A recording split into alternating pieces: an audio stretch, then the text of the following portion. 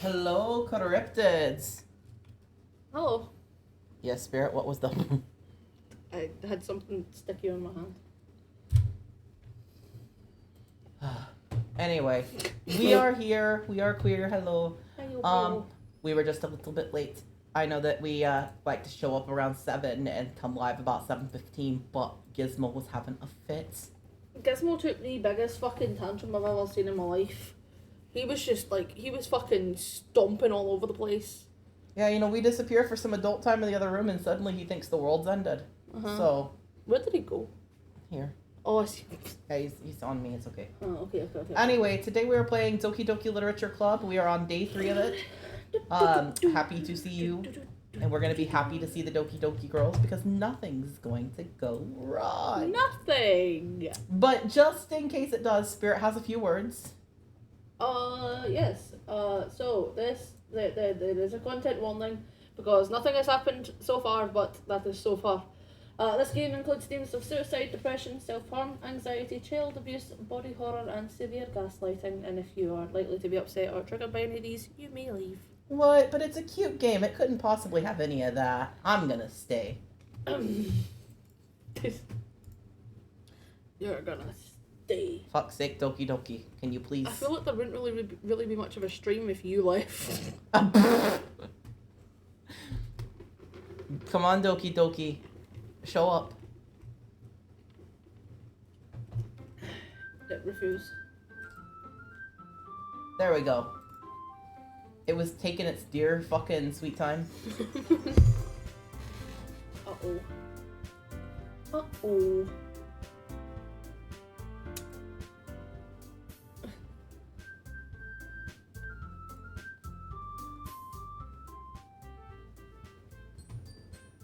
You'll have to let me know how the sound is. It felt fucking loud.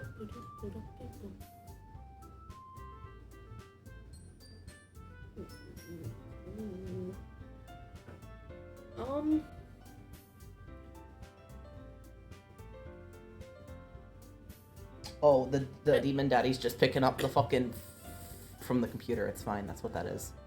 Like, why the fuck does it show it so You loud? could probably either turn us down a bit or the game up a bit. Okay, I'll turn the game up a little bit. Cool.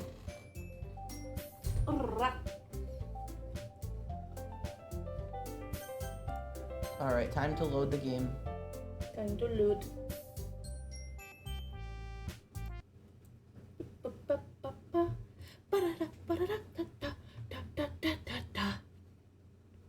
It's the day of the festival. Uh-oh. Of all days, I expect this to be the one where I'd be walking to school with Sayori. But Sayori isn't answering the phone. I considered going to her house to wake her up, but decided that's a little too much hassle. Oh. Meanwhile, the preparations for the event should be nearly complete. The banner Yuri and I painted is dry, and I gently rolled it up to take with me. She sent me a pleasant text reminding me not to forget anything, and I reassured her. Funnily enough, I probably feel the same way as Natsuki about the event. I'm more excited for it to be over, so I can spend time with Sayori and Yuri at the festival. But knowing Monica, I'm sure the event will be great too.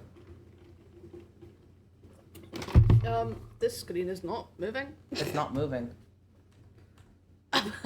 Fuck's sake. Sorry, this game is just fucking... It likes to break on me. It does not like It's you. literally probably not even the game's fault. It's probably just like... I don't know. There's something it doesn't like about my computer, and I can't figure out what. Douchebag. You're the first one here. Thanks for being early. That's funny, because I thought at least Yuri would be here by now. Monica is placing little booklets by each of the desks in the classroom. They must be the ones she's prepared to have all the poems that we are performing. In the end, I found a random poem online that I thought Monica would like and submitted it. So that's the one I'll be performing. Fucking cop-out. Use one of your own, you little douchebag. I'm surprised you didn't bring Sayori with you. Yeah, she overslept again. That dummy. You'd think on days this important she'd try a little harder. I say that, but I suddenly remember what Sayori told me about yesterday. And I suddenly feel awful, knowing it's not nearly that simple for her. I only said it because it's the way I'm used to thinking. But maybe I should have gone to wake her up after all. Yeah, you should have. You fucking should've. douchebag. There's a reason your name is douchebag. Oh my god.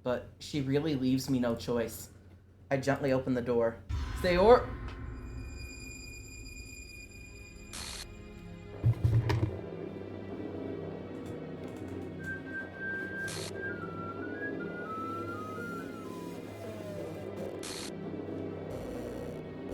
An exception has occurred. File game script, chapter 5, RPY, line 307. See traceback text for details. The fuck? The fuck? Is this a nightmare? It has to be. This isn't real. There's no way this can be real. Sayori wouldn't do this. Everything was normal up until a few days ago. That's why I can't believe what my eyes are showing me. I suppressed the urge to vomit. Just yesterday, I told Sayori I would be there for her. I told her I know what's best and that everything will be okay. Then why? Why would she do this? How could I be so helpless? What did I do wrong? Turning down her confession? That has to have been what pushed her over the edge. Her agonized scream still echoes in my ears. Why did I do that to her when she needed me the most? Why was I so selfish? This is my fault. My swarming thoughts keep telling me everything I could have done to prevent this. If I just spent more time with her, walked her to school, and gave her what I know she wanted out of our relationship, then I could have prevented this. I know I could have prevented this.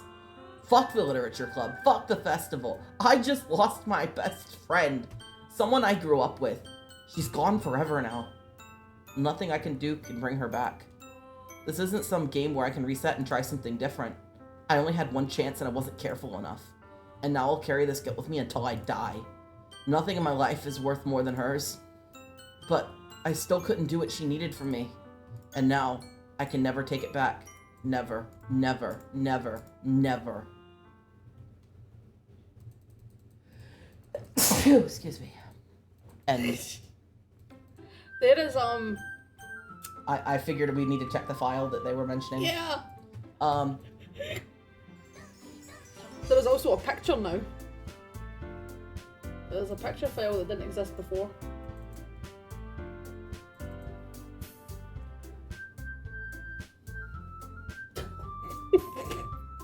Sorry, just a second, guys. I'm making sure I'm not going to be fucking doxing myself doing this. Let's see, I think I have this in the data drive.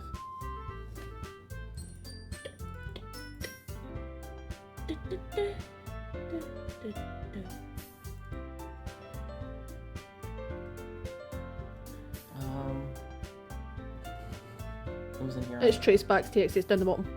It's the last one. Oh, okay, it's the thing that popped open earlier. 1 second, I'm scanning to make sure I'm not doxing myself. I'm being smart. Yeah, Being looks fine. smart. Yeah. Looks fine. Oh, Shinozaki family tree. Oh, that's right. This wasn't fucking working last time, was it? No, it was been difficult, but we could try. Okay, that works. Cool. Give me a second. Let me see if I can,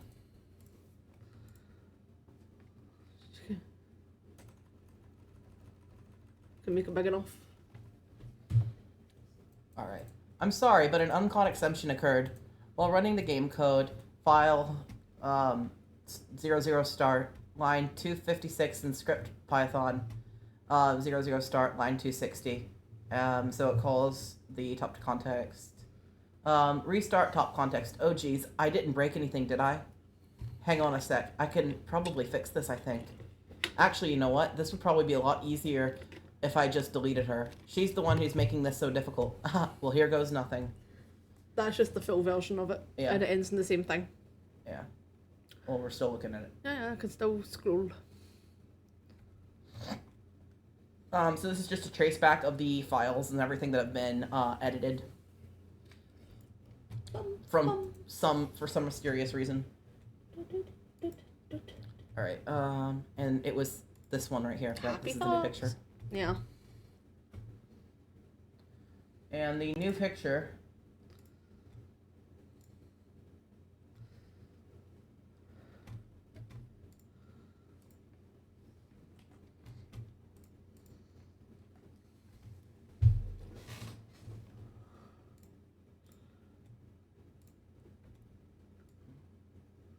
Dot, dot, dot, dot, dot.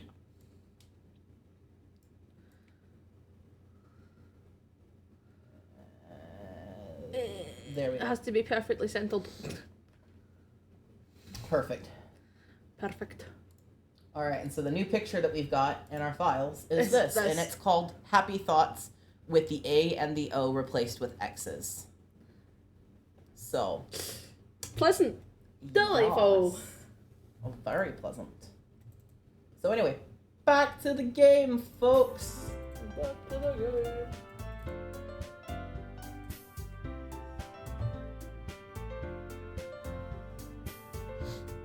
You notice somebody doesn't appear to be here. Somebody has been Monica'd. Have they been Monica'd? I mean, they've There been is everyone. Monica and Yuri and Natsuki, yeah. Yeah. But it's mostly Monica'd. You've played this before. Does it matter which one of these I hit? Am I gonna fuck it up if I hit something wrong? I think you can hit Yuri.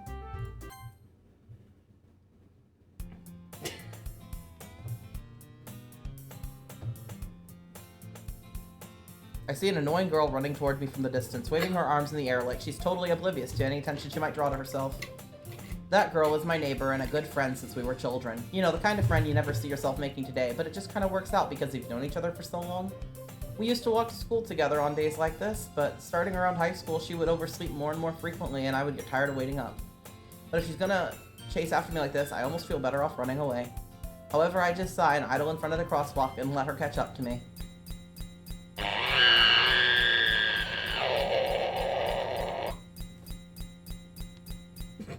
There you go. It's an ordinary school day like any other. Mornings are usually the worst, being surrounded by couples and friend groups walking to school together. Meanwhile, I've always walked to school alone. I always tell myself it's about time I meet some girls or something like that, but I've got no motivation to join any clubs. I'm perfectly content getting by on just the average while spending my free time on games and anime. There's always the anime club, but it's not like there would be any girls in it anyway. The school day is as ordinary as ever, and it's over before I know it. After I pack up my things, I stare blankly at the wall, looking for an ounce of motivation. Clubs. There really aren't any that interest me. Besides, most of them would probably be way too demanding for me to want to deal with. I guess I have no choice but to start with the anime club.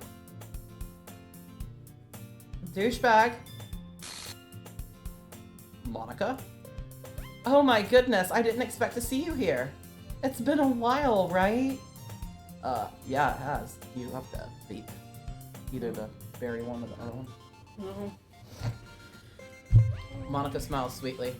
We do know each other. Well, we rarely talked, but we were in the same class last year. Monica was probably the most popular girl in class. Smart, beautiful, athletic. Basically, completely out of my league. So having her smile at me so genuinely feels a little... What did you come in here for, anyway? Oh, I've just been looking around for some supplies to use for my club. Do you know if there's any construction paper in here? Or markers? I guess you could check the closet. You're in the debate club, right? About that. I actually quit the debate club. Really? You quit? Yeah. To be honest, I can't stand all of the politics around the major clubs. It feels like nothing but arguing about the budget and publicity and how to prepare for events. I'd much rather take something I personally enjoy and make something special out of it. In that case, what club did you decide to join? Actually, I'm starting a new one. Thank you. A literature club. Literature. That sounds kind of fucking boring, honestly. How many members do you have so far? Kind of embarrassing, but there are only 3 of us so far. It's really hard to find new members for something that sounds so boring. Well, I can see that. But it's not boring, you know? Literature can be anything. Reading, writing, poetry. I mean, one of my members even keeps her manga collection in the club room. Wait, really? Yeah, it's funny, right? She always insists that manga is literature too. I mean, she's not wrong, I guess. What were you doing? You were going whoosh. What's that? Yeah. You were making a noise. Oh, if you go into the characters folder, sayori is completely gone. Oh, yeah, I forgot to show that, but yeah. I'm just checking. That file that we were looking at earlier mentioned it, but I forgot to explicitly show people that that was the case. That she has one bye-bye. Bye-bye. Whoopsie, whoopsie, doopsie. Oopshish. Oopshish. Oh. Did you find it? Aha. It was under your ass this whole time. It's under my ass. Always under your ass. Uh-oh.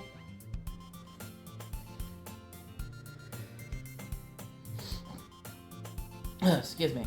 And besides, a member is a member, right? Did Monica say she?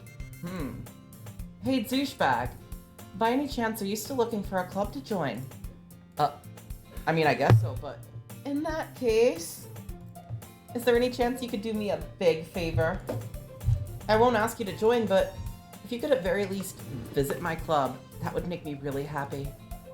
Please? Well, I guess I have no reason to refuse. Besides, how could I ever refuse someone like Monica? Sure, I guess I could check it out. Awesome! You're really sweet, douchebag, you know that? It's nothing, really. Shall we go, then? I'll look for the materials another time. You're more important.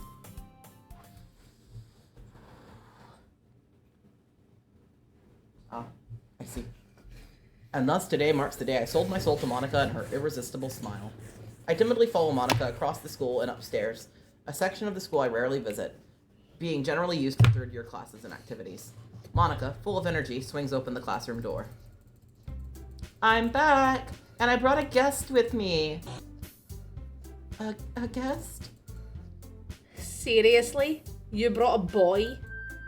Way to kill the atmosphere. Don't be mean, Natsuki. But anyway, welcome to the club, douchebag. All words escape me in this situation. This club is full of incredibly cute girls. So let me guess. You're Monica's boyfriend, right? What? No, I'm not. Natsuki. The girl with the sour attitude, whose name is apparently Natsuki, is one I don't recognize. Her small figure makes me think she's probably a first year. Anyway, this is Natsuki, energetic as usual. And this is Yuri, the vice president. It's nice to meet you. Yuri, who appears to be comparably more mature and timid, seems to have a hard time keeping up with someone like Natsuki. Yeah, it's nice to meet both of you. I didn't realize that it was important to pick a specific order of the girls, or you wouldn't get an opportunity to do shit with them. Oh well. So I take it in this case we should probably do girl 1, then girl 2. Probably. I feel like they were labeled that way for a reason. Do you remember? No. So I ran into Douchebag in a classroom and he decided to check out the club. Isn't that great? Oh, wait, Monica? Didn't I tell you to let me know in advance before you brought anyone new? I was gonna... well, you know. Sorry. I didn't forget about that, but I just happened to run into him. In that case, I should at least make some tea, right? Yeah, that would be great. Why don't you come sit down, Douchebag? The girls have a few desks arranged to form a table. Yuri walks to the corner of the room and opens the closet.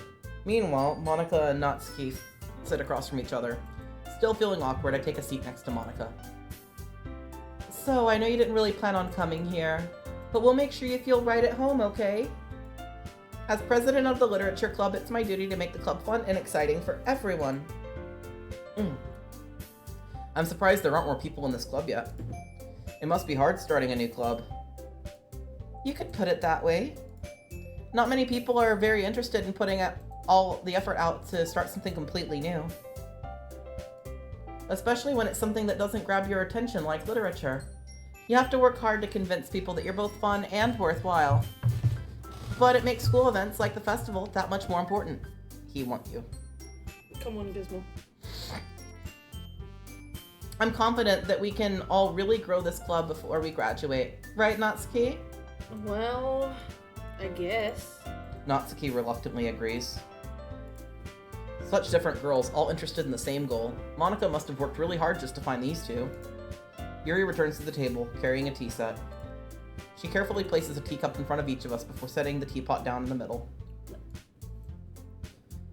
You keep a whole tea set in this classroom? Don't worry, the teachers gave us permission.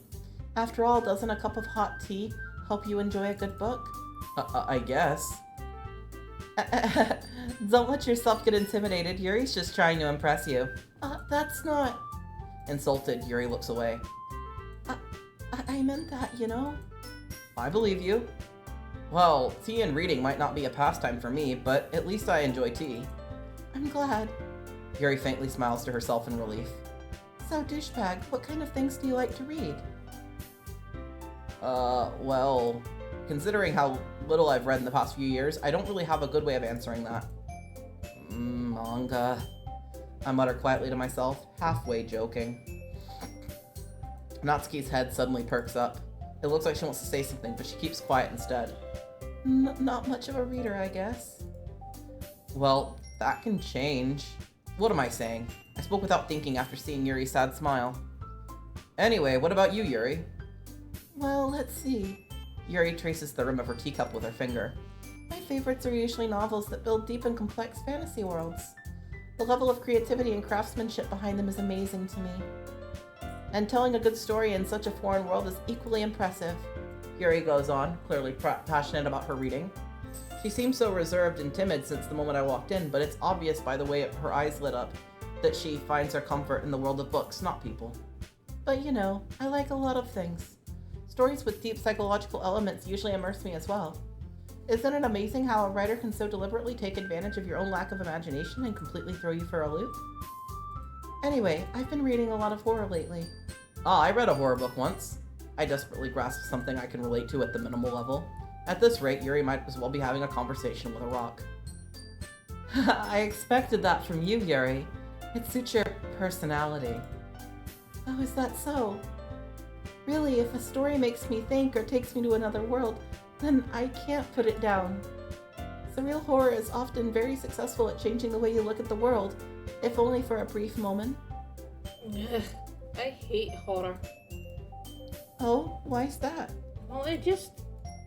Natsuki's eyes dart over to me for a split second. Never mind.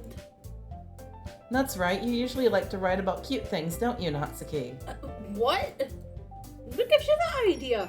You left a piece of scrap paper behind last club meeting. It looked like you were working on a poem called... Don't say it out loud! Give that back. Fine. Natsuki, you write your own poems? Well, I guess sometimes. Why do you care? I just think that's impressive, that's all. Why don't you share them sometime? No. Natsuki averts her eyes. Who wouldn't like them?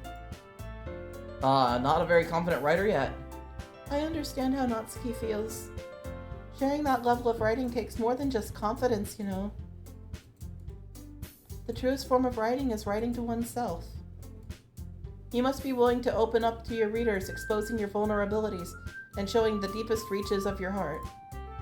Do you have writing experience too, Yuri? Maybe if you share some of your work, you can set an example and help Natsuki feel comfortable enough to share hers. I guess it's the same for Yuri. We all sit in silence for a moment. Hey, I just got an idea. How about this? Natsuki and Yuri look quizzically at Monica. Let's all go home and write a poem of our own. Then the next time we meet, we'll all share them with each other. That way, everyone's even. I mean, I thought it was a good idea. Well, I think you're right, Monica. We should probably start finding activities for all of us to participate in together. I did decide to take on the responsibility of vice president after all. I need to do my best to nurture the club as well as its members. Besides, now that we have a new member, it seems like a good step for us to take. Don't you agree with us, douchebag? Hold on, there's still a problem. Huh? What's that? Now that we've reached the most important topic, I've bluntly come forth with what's been on my mind the entire time. I never said I would join the club. Monica may have convinced me to stop by, but I never made that decision. I still have other clubs to look at, and I lost my train of thought. All three girls stare back at me with dejected eyes. But... Hello. Hello! It's nice to meet you. You having a good Wednesday? Oh, you clicked out the game. Yeah, I clicked out the game. I'm sorry. Yeah. We just decided in advance this guy's a dick, so his name is Douchebag. Yeah. Spirit's played this before, and I've technically played it before, but it's a long story. And anyway, I don't remember any of it. But we were just like, he seems like a dick, so Douchebag. yeah, we like to play the South Park games, and it just kind of felt right to do a reverse South Park. You know, in South Park, you pick your name, and they stick you with Douchebag. In this game, we're picking Douchebag and seeing what happens. It's funny. If you haven't yet, by the way, make sure you read the pinned message. The pinned message has vanished. The pinned message has vanished. Yeah. Is it completely gone? 1 second, let me... I can't pin I found it. Why the fuck isn't it pinned anymore? Because you left it in the customized time for 20 minutes. Oh, shit. Okay, I've just pinned... Shit. I've just pinned a message. Yeah. Anyway, I've just pinned a message. Make sure you read it. If you're not familiar with the game, you just want to make sure you scan that. Yeah. Not that anything bad's gonna happen. No. Surely not. Nothing else can go wrong. Huh? That was me. Sorry, I thought you'd read it. The girls exchange glances before Monica turns back to me. Imagine being that. Hey, I don't have to imagine. I am. I think if your parents could have legally named you like abortion or something, they would have. They would have changed. I would have turned 6, and they would be like, you know what? Your name is Douchebag now. I fucking hate you. Yeah. If you're new to our channel, for a little bit of context, I belong to a family of religious fundamentalists, and because I disagree on them with, like, I started disagreeing with them on, like, 1 or 2 small things, they decided that they did not like or want me, and it's fine. I now disagree with them on everything, and they are no longer in my life, but, it's fine. Yeah, so I can relate to Douchebag not being wanted. Hopefully that's the only aspect you relate with. And Spirit can partially relate to Douchebag in the fact that, you know, he's an accident, but he's a good accident, so it's fine. An accident. He's a whoopsie. Uh-oh. Yeah. Anyway, I know that the bot just posted the Discord link. Feel free to jump in there if you want to say in anything we play. We've got an ever-growing game library, and at some point we will be, yeah, exactly. Well, they can be kind of fanatic. Yeah. I consider myself spiritual, but not religious, because I don't plan to ever join an organized religion again. I was born into a cult once, shame on me. Got suckered into joining a cult twice, shame on me. It's fine. I realized it should have been shame on you for the first one, but you know what? It's fine. It's all shame on me. All shame on you. It's all shame on me. But, actually, there's a game that we'll be playing at some point, Fata Morgana. It's beautiful. It was actually the first game I played on this channel, but it was back when it was just me. And I want to play it with Spirit and make his heart absolutely fucking shatter. And it actually covers a lot of those topics. So if you like that kind of thing, it'll be on a future Wednesday coming to a stream near you. Stream near you. I guess I really need to tell you the truth, Douchebag. The thing is, we don't have enough members yet to form an official club. We need 4, and I've been trying really, really hard to find new members. And if we don't find one before the festival... I'm defenseless against these girls. How am I supposed to make a clear-headed decision when it's like this? I would feel terrible letting everyone down in this situation. And besides, the club itself seems pretty relaxed, so if writing poems is the price I need to pay in order to spend every day with these beautiful girls... Yes, the guilt tripping. Mm-hmm. Well, like honestly, I'm looking at Monica and I'm just seeing my dad right now. Or my mom. Father Monica. My mom. It'd be Claire. Mm-hmm. You know, both. It's both of them. All of the above. We love guilt tripping. Yes, we do. Right. Okay, I've decided then. I'll join the literature club. One by one, the girls' eyes light up.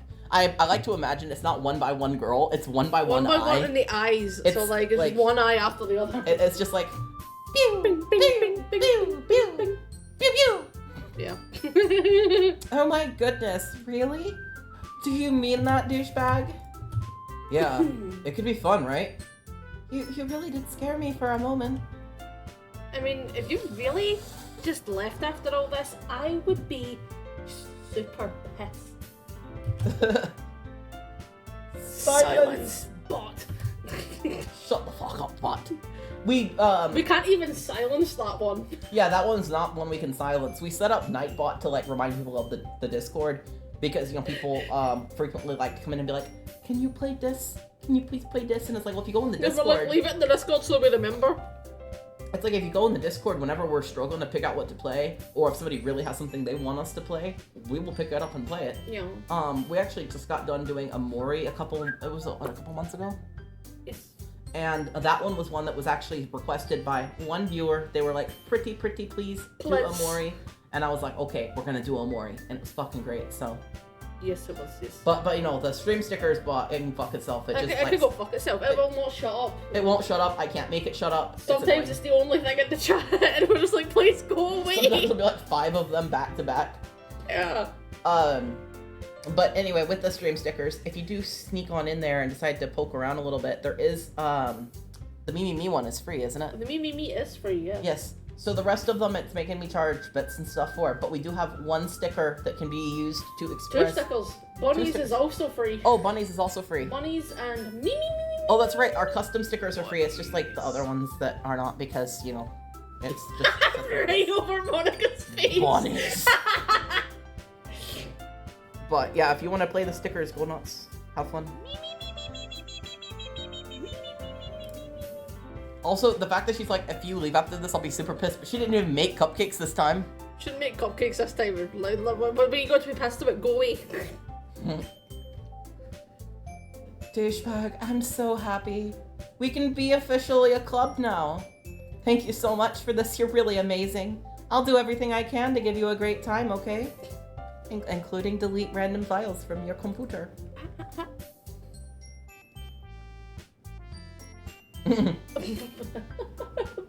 She made them off screen and ate them all herself. That's why she didn't bring anything to the club. Yeah. Thanks, I guess. Okay, everyone. I think with that, we can officially end today's meeting on a good note. Everyone remembers tonight's assignment, right?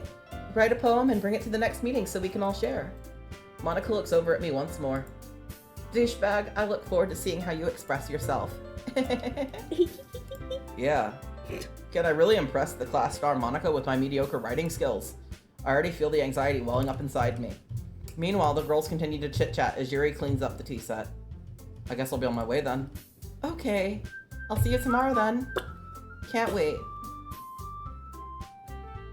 With that, I depart the club room and make my way home. The whole way, my mind wanders back and forth between the 3 girls. Natsuki, Yuri, and of course, Monica. Will I really be happy spending every day after school in a literature club?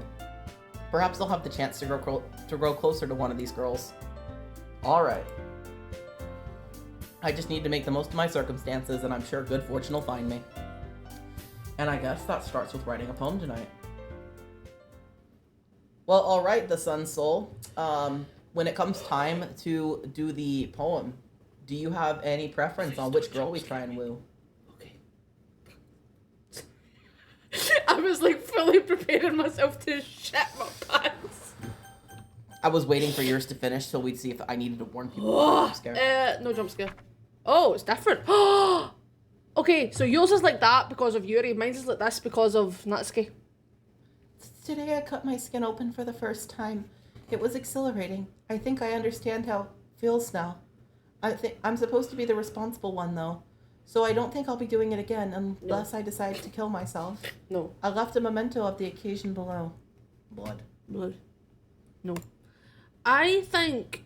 Okay, so who should we go with this time? Part of me wants to see what happens if you just continue on with the same person. But...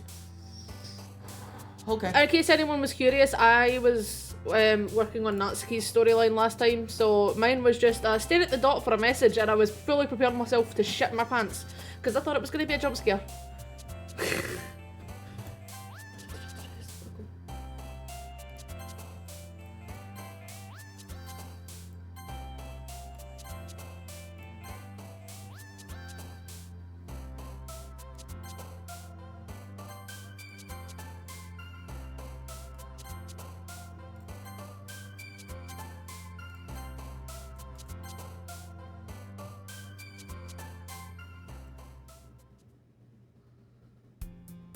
Hi again, douchebag. Glad to see you didn't run away on us. Nah, don't worry. This might be a little strange for me, but at least I kept my word. Well, I'm back at the Literature Club. I was the last to come in, so everyone else is already hanging out. Thanks for keeping your promise, douchebag. Oh, her face just glitched. Uh-oh. I hope this isn't too overwhelming of a commitment for you. Making you dive headfirst into literature when you're not accustomed to it. Oh, she glitched too. Just glitched into existence. Oh, come on. Here, look at your screen when it happens. Like, go through the text. Like he deserves any slack. Sorry, I'm trying to get him to see the... Oh. I was trying to get him to see the glitch. Boop, boop, boop, boop, boop. You ever had to be dragged here by Monica? I don't know if you plan to just come here and hang out or what, but if you don't take it seriously, then you won't see the end of it. And yeah, a letter signed in blood. For the record, I would just like to state that no one here is allowed to send me letters signed in blood. Oh, please don't. No one. No blood.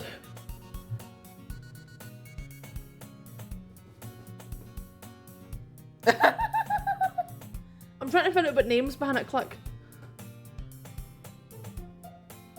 Did you read that? I think you did. Yeah, I did. Okay, sorry. Okay, it's just Monica. Okay. Natsuki, you certainly have a big mouth for someone who keeps her manga collection in the classroom. Natsuki finds herself stuck between saying Monica and manga. Manga is literature! Manga is literature! It is. Swiftly defeated, Natsuki plops back into her seat. I'm sorry, douchebag. We'll make sure to put your comfort first, okay? Yuri shoots Natsuki up with a disappointed glance. Anyway, now that you're in the club and all, perhaps you might have an interest in picking a book to read? Well, I can't really say no either way. Like you said, I'm in this club now. So it only feels right for me to do something like that if you ask. Wait, I didn't mean it like that. If you really don't want to, then forget I said anything, I guess. No, it's not that, Yuri. I want to try and be a part of this club. So even if I don't read often, I'd be happy to pick up a book if you wanted me to. Oh, are you sure? I just feel like, well, as vice president and all, that I should help you get started on something you might like. Yuri reaches into her bag and pulls out a book.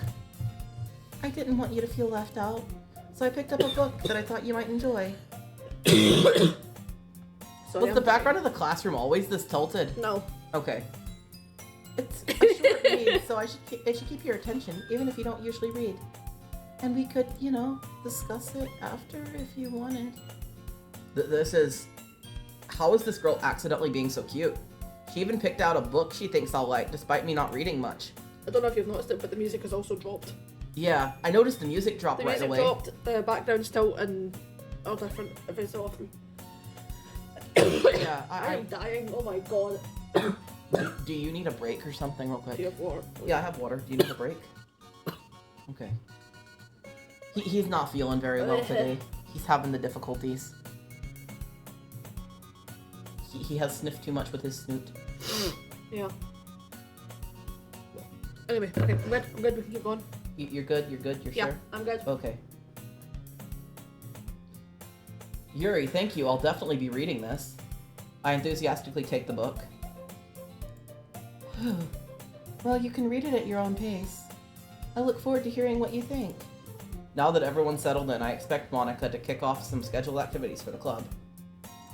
But that doesn't seem to be the case. Yuri's face is already buried in a book. Meanwhile, Natsuki is rummaging around her closet. I'm really curious to talk to Yuri a bit more. But at the same time, I would feel bad for distracting her from reading. Fucking Monica! You should take a screenshot and put that in the server with no fucking context. Well, if you want context, you come watch. I catch a glimpse of the cover of the book. It looks like the same book that she lent to me. More than that, she seems to be on the first few pages. Crap. I think she noticed me looking at her. She sneaks another glance at me and our eyes meet for a split second. But that only makes her hide her face deeper in her book. Sorry. I was just spacing out. I mutter, sensing I made her uncomfortable. Oh, It's fine. If I was focused, then I probably wouldn't have noticed in the first place. But I'm just rereading a bit of this. That's the book you gave me, right? Mm-hmm. I wanted to reread some of it. It's not for any particular reason. It's not letting Just curious, how come you have 2 copies of the same book? me. It's not letting me. Do the Windows key. Oh. There we go. Snip. Snip. It's just like, no. See? There we go. And then mode. Oh, okay, that works. Try to do this. Whoop. Fucking Monica. Because you can do mode and then click a window and it'll just capture that window. Oh, can you? Mm-hmm. Okay, that'll look better then, okay. Yeah. So. Oh, window snip. Mm-hmm. And then new. And just click the window. Oh, fucking Monica. I love that. And then if you want, you can crop that top part out where it says Doki Doki Literature Club, up to you. Fucking Monica. Just curious, how come you have 2 copies of the same book? Well, when I stopped at the bookstore yesterday, that's not what I meant. I mean, I just happened to buy 2 of them on accident. I see. There's something fairly obvious here that Yuri isn't telling me, but I decided to let it go. I'll definitely start reading it soon. I'm glad to hear it. Once it starts to pick up, you might have a hard time putting it down. It's a very engaging and relatable story. Is that so? What's the story about anyway? Well, I'll look at the cover of the book. The book is titled A Portrait of Markov. There's an ominous-looking eye symbol on the front cover. Basically, it's about this religious camp that was turned into a human experiment prison. And the people trapped there have this trait that turns them into killing machines with a lust for blood. But the facility gets worse, and they start selectively breeding people by cutting off their limbs and affixing them to... Oh, that actually might be a bit of a spoiler. But anyway, I'm really into it. The book, I mean, not the thing about limbs. That's kind of... Well, that's kind of dark, isn't it? Yuri made it sound like it was going to be a nice story, so that dark turn came from nowhere. Are you not a fan of that sort of thing, douchebag? No, it's not that. I'm starting to think it is that, douchebag. Mm-hmm. I mean, I can definitely enjoy those kinds of stories, so don't worry. I hope so. Yeah, I totally forgot that Yuri is into those things. She's so shy and reclusive on the outside, but her mind seems to be completely different. It's just that this kind of story is the kind that challenges you to look at life from a strange new perspective. When horrible things happen, it's not just because someone wants to be evil, but because the world is full of horrible people and we're all worthless anyway.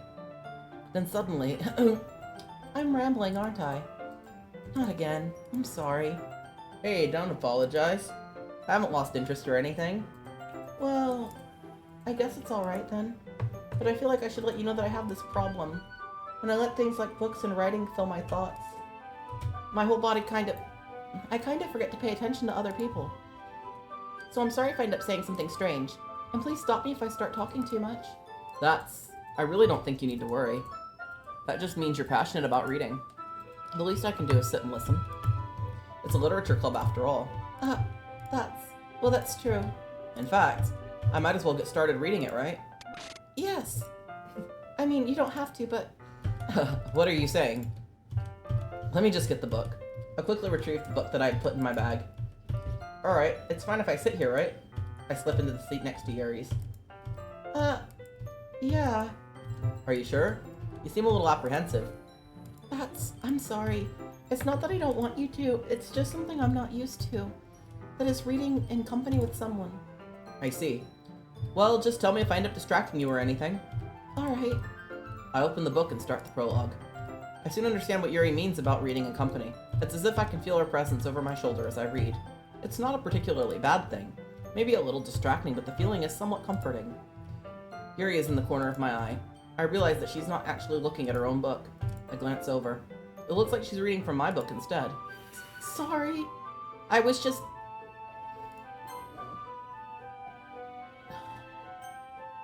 You okay?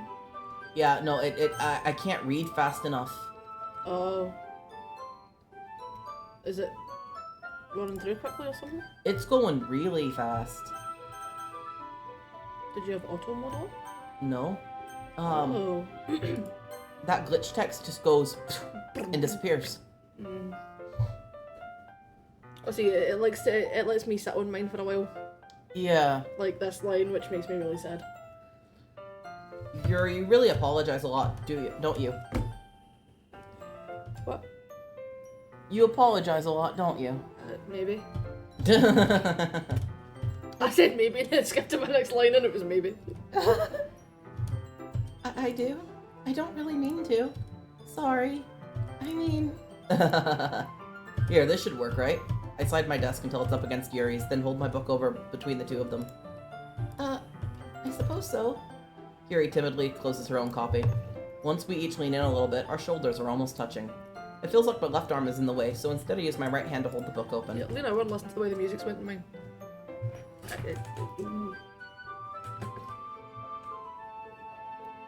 Oh, that's fucking cool.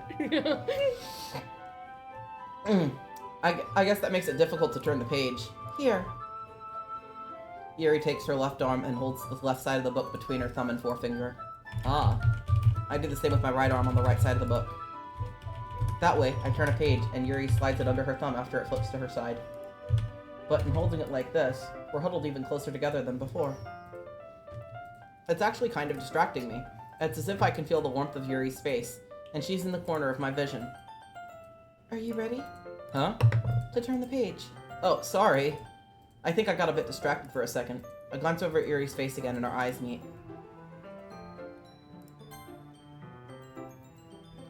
Okay, yeah, I didn't have auto on. I just checked to make sure. Yeah. That's okay. You're not used to reading, right? I don't mind being patient if it takes you a bit longer. Me with Spirit when we're playing shit, I'm like, can you fucking... Slow down, please. Can you fucking slow down? I want to read the Pokedex entries. And he's like, but you know the Pokedex entries. I'm like, I want to read them. I want to read them right now. What, you wanted to read the Pokedex entry for my 112th fucking Bellsprout? No, I wanted to read the Pokedex entry when it evolved, and then you navigated away. 12th fucking Bellsprout. Yeah, he did a speed shiny hunt and got like 5 hours in, and you want to tell them what happened in case they don't follow you on Twitter, and then maybe plug your Twitter so people can follow you on Twitter and see when you do embarrassing shit. See when I do embarrassing shit and when I post about it because I want to cry about it. I spent 5 hours last night catching nothing but fucking Bellsprouts. There's an ad anyway, so it's fine, I can ramble. And I got to Bellsprout 108, and then because I didn't realise I had to keep catching them. I was just kind of running about and despawning them all, and then realised that I am clogging up fucking RAM space doing this. So I was catching them, and I got to 108, and then I walked up to one, and I lifted the I lifted the ball. You lifted the oh fuck. Oh fuck. Yeah, Gizmo fell off me. Oh, thank you. I lifted the ball, and I hadn't thrown it yet, and the Bellsprout ran away. So I on this game, on Pokemon Let's Go Eevee, I have 108 Bellsprouts and 1 Eevee. That's all I have. That is it. All I have are Bellsprouts, and I wanted to cry about it. I went onto Twitter and I was like, 108 fucking Bellsprouts, and we then I opened up Pokemon Go because we have a Pokestop that's really close to us, so I opened it up to go and spin that and get the balls out there. What spawns? A fucking Bellsprout. So that was me. I was on the floor in a fucking fetal position crying because I had 108 fucking Bellsprouts and nothing to show for it otherwise. See, living in the middle of fucking Dallas is great because there are Pokestops and gyms and shit every fucking where. You cannot escape them. And I say escape for reasons that people want background, I can give background, but you can't fucking escape them. They're just fucking everywhere. And most of the apartment buildings in a lot of the bigger parts of Dallas have Pokestops or gyms in them. Some places even have 2 or 3 if they're really nice apartments. Ours are kind of crap apartments, so they've got 1. One. There's one place that's a couple miles away, and it's an apartment building. Or no, it's a hotel, and it's got 2 gyms and a Pokestop. Yeah. And it's like, Yeah. so it's a great place to play Pokemon Go. Yeah. But I opened it up, and the first thing that spawns, like, he gets a fucking, what did you get? A fucking Umbreon. A fucking Umbreon, and I got a fucking Bellsprout, and I wanted to scream. Like, it was as if every Pokemon game possible was taunting me. So I then went into the Discord server because we have the Poke2 bot in there. And I'm like, if you drop a fucking Bellsprout, I am going to take it as a hate crime. I wanted to cry. It's like I spent 5 fucking hours for one of them to just decide, I don't want this encounter after all, and run away from me. Like, it ran into me and then ran away. I hadn't thrown a single ball. I hadn't clicked any buttons. I picked up the ball. Because we have one of those, you know, the ball controllers that came with some versions of the game. It came with that version of the game. Came with that version of the game. So, I picked up the ball. I hadn't clicked anything. And it ran away. And my streak was broken. So that was me. I was on the floor for like the next hour. Wheezing, laughing, screeching because I didn't know what to do.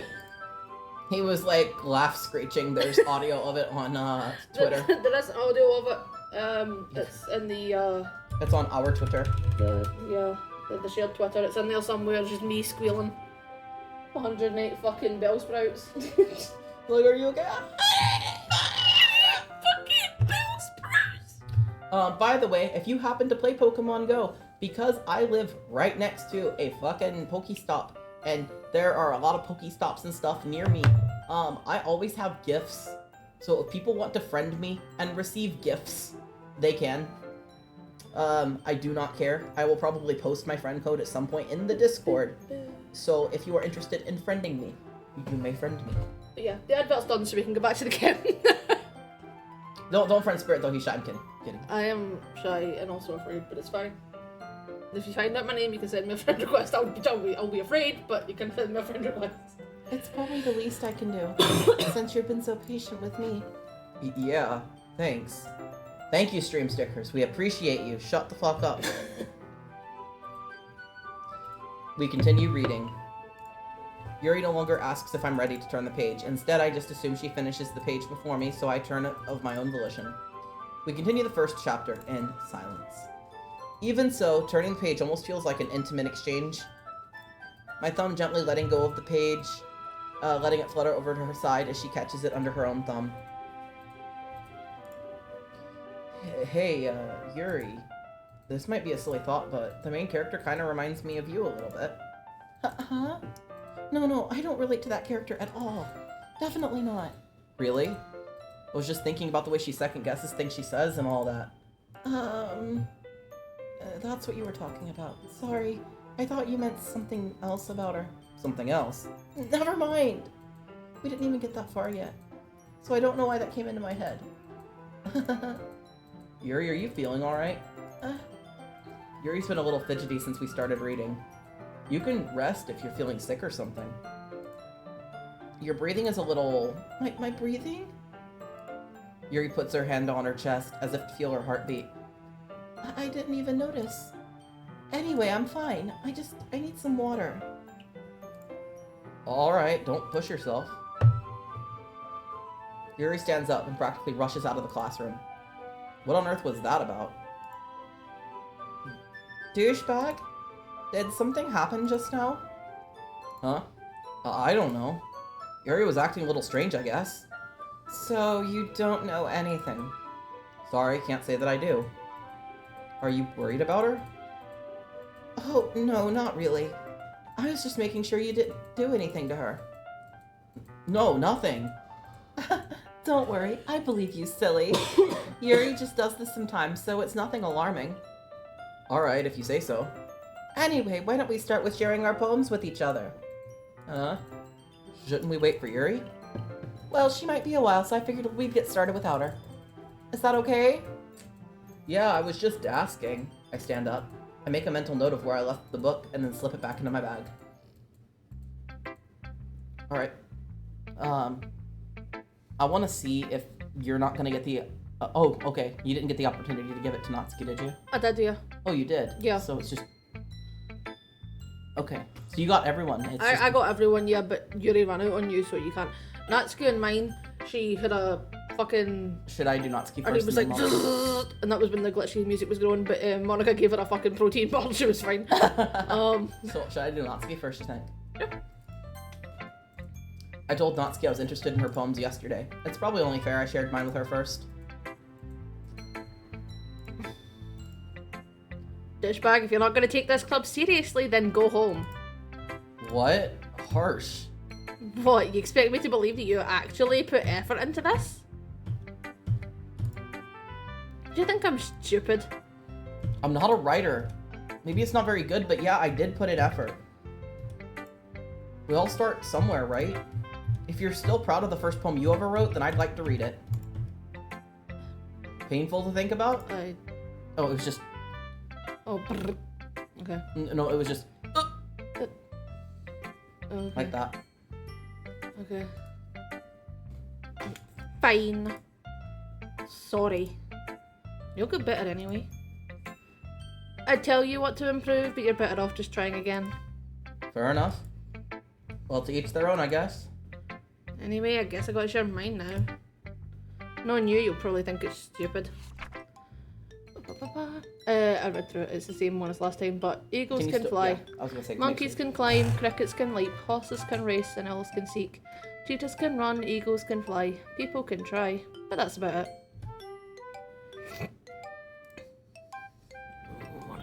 Yeah.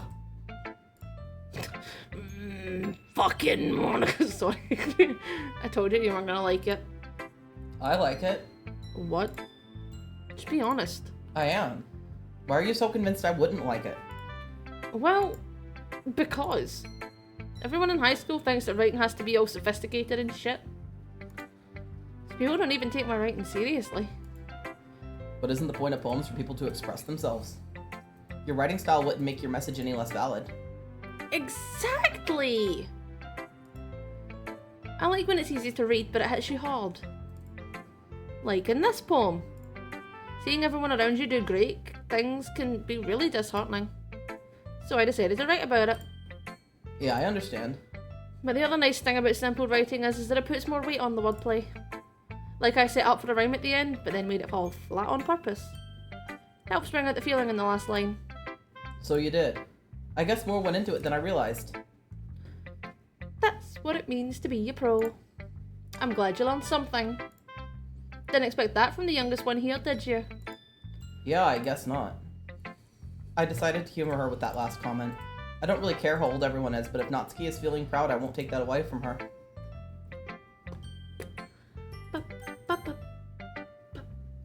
Hi, douchebag. Having a good time so far? Yeah. Good, glad to hear it. I feel like hers is gonna change, though. Yeah. By the way, since you're new and everything, if you ever have any suggestions for the club, like new activities or things we can do better, I'm always listening. Don't be afraid to bring things up, okay? Alright, I'll keep that in mind. Of course I'll be afraid to bring things up. I'm much better just going with the flow until I'm more settled. Anyway, want to share your poem with me? It's kind of embarrassing, but I guess I have to. Don't worry, douchebag. We're all a little embarrassed today, you know? But it's that sort of barrier that we'll all learn to get past soon. Yeah, that's true. I hand Monica my poem. Great job, douchebag. I was going, ooh, in my head while reading it. It's so metaphorical. I'm not sure why, but I didn't expect for you to do something this deep. I guess I underestimated you. It's easiest for me to keep everyone's expectations low. That way, it always counts when I put in some effort. See, I wish I was smart enough as a kid to realize that. I was always a fucking overachiever. And so I would put in way too much effort. And so if I got sick, or if I just did not do something quite as well as normal, or if I was depressed, anything like that, and I fell flat on my face, everyone fucking noticed. And instead of it meaning, oh, it's okay, you fucked up this one time, but you're usually so good, it was, you're so good all the time, why can't you be good now? Aww. And I know that you relate to that too. Yeah, kinda. We're very much burnt out gifted kids. Like, I growing up, like, I always had, like, you know, really high marks in my classes. I was moved up classes in primary school.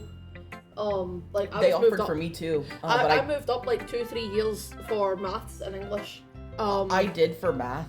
I was offered to be bumped an entire grade, but Claire and Lawrence didn't want me to because I was already the youngest person in the class, and they didn't want me to get bullied for being a year and a half younger than everybody instead of 6 months younger than everybody, which is fair. Honestly, if I'd graduated at like 16 instead of 17, it would have been really weird because most of my classmates were 19 and I was 17 at the time I graduated, so I could only imagine how it would be. Yeah. If I was a fucking baby graduating. A baby. Yeah, but yeah, I went into primary 1, which is the first one after nursery, which is what, fucking kindergarten here. Kindergarten here. I went primary 1. I was doing English work with the primary 3s because I was just I learned to read really early. I picked it up really early, you know, and I went through the workbook they gave us for primary 1, and I went through it like in a month. And that book was supposed to last us the entire year, so they were like, we're gonna move you up because we don't know what to do with you. And I'm like, cool. And that happened all the way up until I hit 5th year in secondary school. I can't even tell you what the equivalent would be. How old were you? 16, 17. 16, 17, so that'd be like 10th or 11th grade here. I fucking crashed. I failed one of my exams and I barely scraped a C in the rest of them. I just fucking crashed. I went from there to college and barely scraped a B in that one. I went to university, dropped out of that because I couldn't fucking handle it.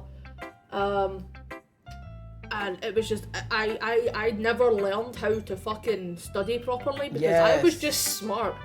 And then it got difficult when I actually had to learn how to study, and I couldn't do it.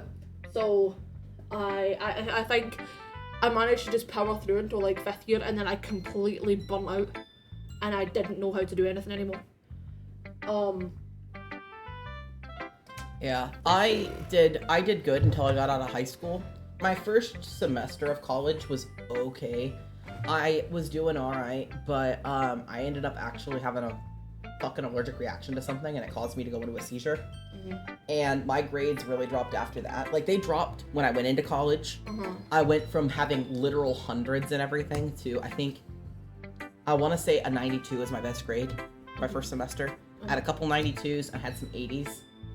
And then when I got into my the end of that semester and the next semester, which, by the way, I have absolutely no memory of, with an exception of 2 key events that happened. That's a story for another day because they're fucking devastating and long. But I have no memory of that shit. But I ended up coming out with C's. I had in the 70s. And just kind of since then, it's been fucking hell doing anything academic. I never really learned to study, same as him. I didn't have friends and stuff, so I would just read a lot. I actually was one of the founding members of my school's literature club. I was the person who brought cupcakes and tea, funny enough. I brought fluorescent pink fucking cupcakes with bright blue frosting. And I would bring tea. But, you know, I helped run some clubs and things, and I was involved because I had this time, because I would actually go in on, when I was in high school, the entire time I was in high school, I would go in on Monday, get the work for the week that they'd give everybody for the most part. There are some teachers who spaced it out day to day, but most of the teachers would be like, all right, this is what we're working on for the week. I would finish it halfway through the class on Monday. So they'd give us about 5 hours worth of work. I'd finish it in 30 minutes. And then the rest of the time, I was playing Pokemon on my DS. I would just sit there in school and play Pokemon on my DS. Or I'd read encyclopedias. Yeah, I used to do that as well. I would sit in the back of a classroom with a fucking encyclopedia on how the human body worked, and I would read through that, and the teacher, like, I used to do that in my biology class. I had this one fucking encyclopedia that was all about the human body and how it worked and, you know, all that shit. So I would sit in the back of my biology class and read through that because I had finished the course 3 months early, and my teacher was like, well, you don't That was me in computer science. Like, well, I'm going to do this anyway. In computer science, my first computer science class, I finished the course literally like halfway through the year. they actually, if I'm remembering rightly, which I might not be, my memory is shit, I went and did National 5, which is the stuff you do in 4th year when you're like So like 15, 16ish. 9th grade, 10th grade. Roughly. So that's National 5 is the qualification you get then. If you're doing things at that level, you can do things like National 4s, if you're, if you need to. But I did National 5. I finished National 5 biology like 3 months early, and they moved me into the higher class, and the teacher for the higher class handed me an exam for that one and was just like, this isn't going to count for anything, but I just want to see how well you would do. So I did it, and I got like 96 in that without studying half the fucking shit there. She gave me a notebook, a little booklet with all of the study material in there, and I flipped through that like once, did the test, and got like a 96. And she was like, how are you managing that? I was like, oh, fine. And then I went into her class next year and fucking bombed that same exam despite the fact I'd done it once before. And she was like, what happened? You did so well last time. Maybe we can see if they'll let you, you should have done that one, like they won't let me. She was like, what happened? Everything has gone to shit. Everything has gone downhill. I don't know what to do. I need someone to hold my hand as I walk down the stairs, please. And it was a fucking wreck. And I felt so bad because all of my teachers were like, you're so amazing during class. That I would sit there, I had the neatest fucking notes because I knew everything. And I would write them all down. And I would just rewrite my notes over and over and over again. And then it got to the exam and I'm like, I don't know what I'm doing. My notes were either really, really neat or completely non-existent and there was no in between. But it wasn't... I'm assuming you could study my notes if you knew how to study, but I did not know how to study, so I didn't study my notes. Whenever it came time for an exam, I would just sit there and I would read the entire textbook before the exam and then take it. I would just rewrite the notes over and over and over again and thought that was studying. And then I was told that's not how studying works. I would just read the book, like, as leisure. I'd be out, I'd go, there was a pool near my neighborhood. I'd go sit out by the pool, reading a fucking textbook. People are like, what the fuck are you doing? What the fuck is wrong with you? Like, what the fuck is wrong with you? You got some kind of mental disease? What's wrong with you? Why are you reading that book out here by the pool when you could be having fun? I'm like, going in the pool makes me uncomfortable. I am nervous. Yeah, I had to wear really, really long fucking dresses and stuff. I was brought up Pentecostal. So when I went in the pool, I had to have a full shirt on and I had to have full bottoms on. And so it was heavy and I would get laughed at and mocked and people would try to pull off my clothes. So I would just sit by the pool instead and read textbooks. Now I love the pool. I've got second part of a bikini coming in. Ooh. But I'm just great. It's like, ooh, yes. Oh, what's there? What there? Yes, Ooh, what's there? Well, when it's clean. When it's not leasing fucking office. Green. Yeah, right now the pool water is kind of neon green. It's and neon it's a green scary. and there's shit floating in it and it's disgusting and they're refusing to clean it. Yeah, they were cleaning like every day when they had people looking to move into the apartments, but no one's looking just now, so they've stopped cleaning it. They're like, the current residents can just swim in the filth. yeah, Gizmo. we don't deserve the good waters. No. But Anyway, let's keep going. Yeah. That way it counts when I put in some effort. Well, same. That's not very fair. Well, I guess it worked anyway. You know that Yuri likes this kind of writing, right? Writing that's full of imagery and symbolism. Sometimes I feel like Yuri's mind is just totally detached from reality. I don't mean that like it's a bad thing, though, but sometimes I get the impression she's just totally given up on people. She spends so much time in her own head that it's probably a much more interesting place for her. But that's why she gets so happy when you treat her with a lot of kindness. I don't think she's used to being indulged like that. She must really be starved for social interactions, so don't blame her for coming on a little strongly. Like earlier, I think if she gets too stimulated, she ends up withdrawing and looking for alone time. Suddenly, the door opens. Yuri! I'm back. Did I miss anything? Not really. Well, we started sharing our poems with each other. Already? Sorry for being late. No need to apologize. We still have plenty of time, so I'm more glad that you took all the time you needed. Alright. Thanks, Monica. I suppose I should go get my poem now. Anyway, do you want to read my poem now? Don't worry, I'm not very good. You sounded pretty confident for someone who claims to not be very good. Well, that's because I have to sound confident. That doesn't mean I always feel that way. You know? I see. Well, let's read it then. Hole in the wall. But he wasn't looking at me. Confused, I frantically glanced around my surroundings, but my burned eyes can no longer see color. Are others in the room? Are they talking? Or are they simply poems on a flat sheet of paper? The sound that frantic scrawling playing tricks on my ears? The room begins to crinkle, closing in on me. The air I breathe dissipates before it reaches my lungs. I panic. There must be a way out. It's right there. He's right there. Swallowing my fears, I brandish my pen. So, what do you think? It's very freeform, if that's what you call it. Sorry, I'm not the right person to ask for feedback. It's okay. Yeah, that kind of style has gotten pretty popular nowadays. That is, a lot of poems have been putting emphasis on the timing between words and lines. When performed out loud, it can be really powerful. What was the inspiration behind this one? Well, I'm not sure how to put it. I guess you could say I had some epiphany recently. It's been influencing my poems a bit. An epiphany? Yeah, something like that. I'm kind of nervous to talk about deep stuff like that because it comes off so strongly. Maybe after everyone's better friends with each other. Anyway, here's Monica's writing tip of the day. Sometimes when you're writing a poem or a story, your brain gets too fixated on a specific point. If you try hard to make it perfect, then you'll never make any progress. Just force yourself to get something down on the paper and tidy it up later. Another way to think about this is, if you keep your pen in the same spot for too long, you'll just get a big dark puddle of ink. So move your hand and go with the flow. That's my advice for today. Thanks for listening. As Yuri reads the poem, I notice her eyes lighten. Exceptional. Huh? What was that? Okay. Did I say that out loud? Yuri covers her mouth, but then ends up covering her whole face. Hi. He's gonna hate me.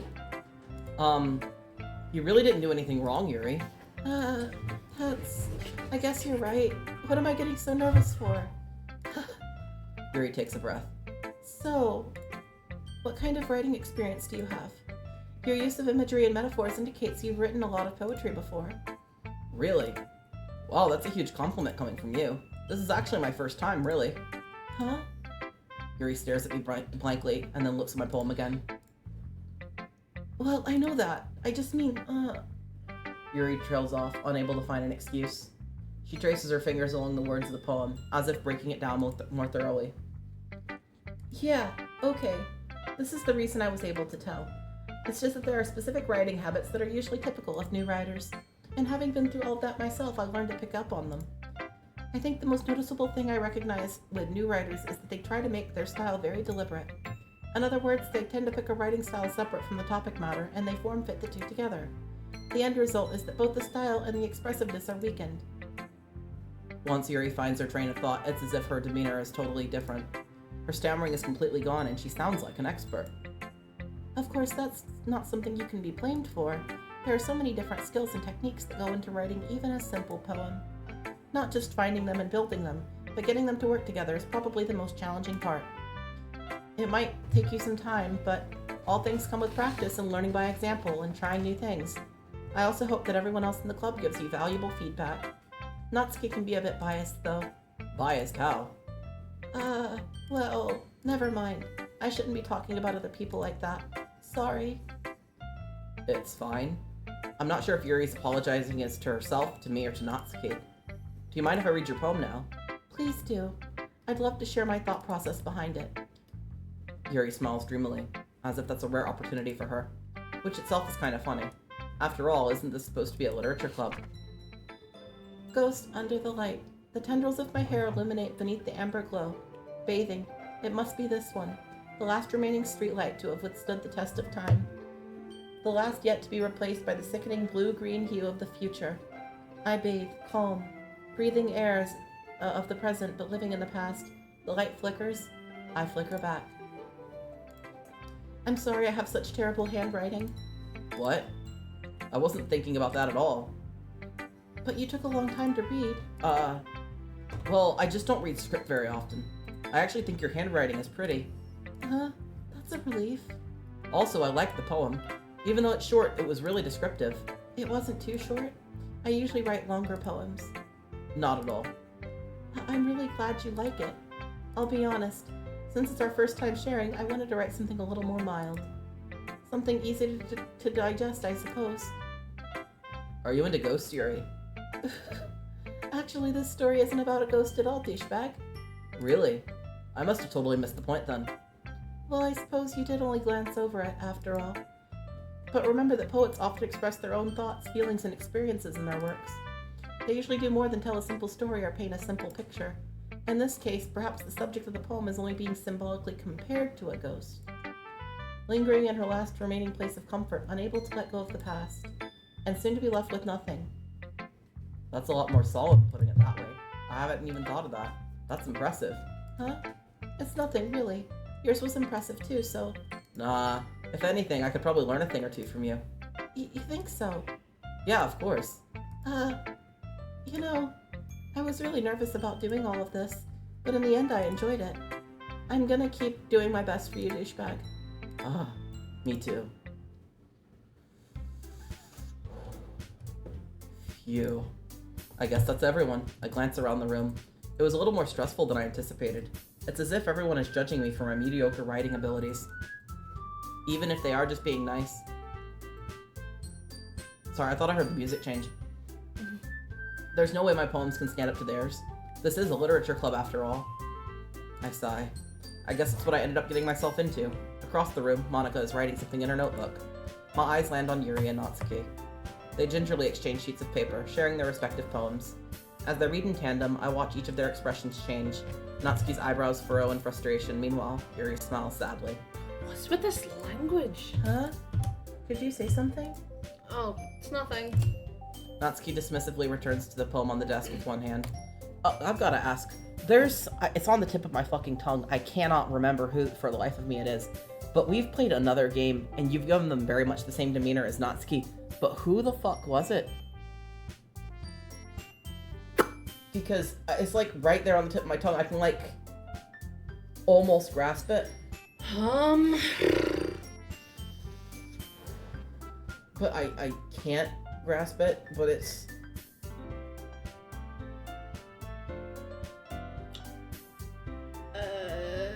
Is it a corpse party character? It very well might be. It's something recent. It's something within the past 3 months. Who do I voice in corpse party or something? It's not Naomi. I don't know. I voice most of the women. I know you do, that's why I'm like... I don't know, but it's bothering me that I can't figure it out. You know what I mean? Yeah.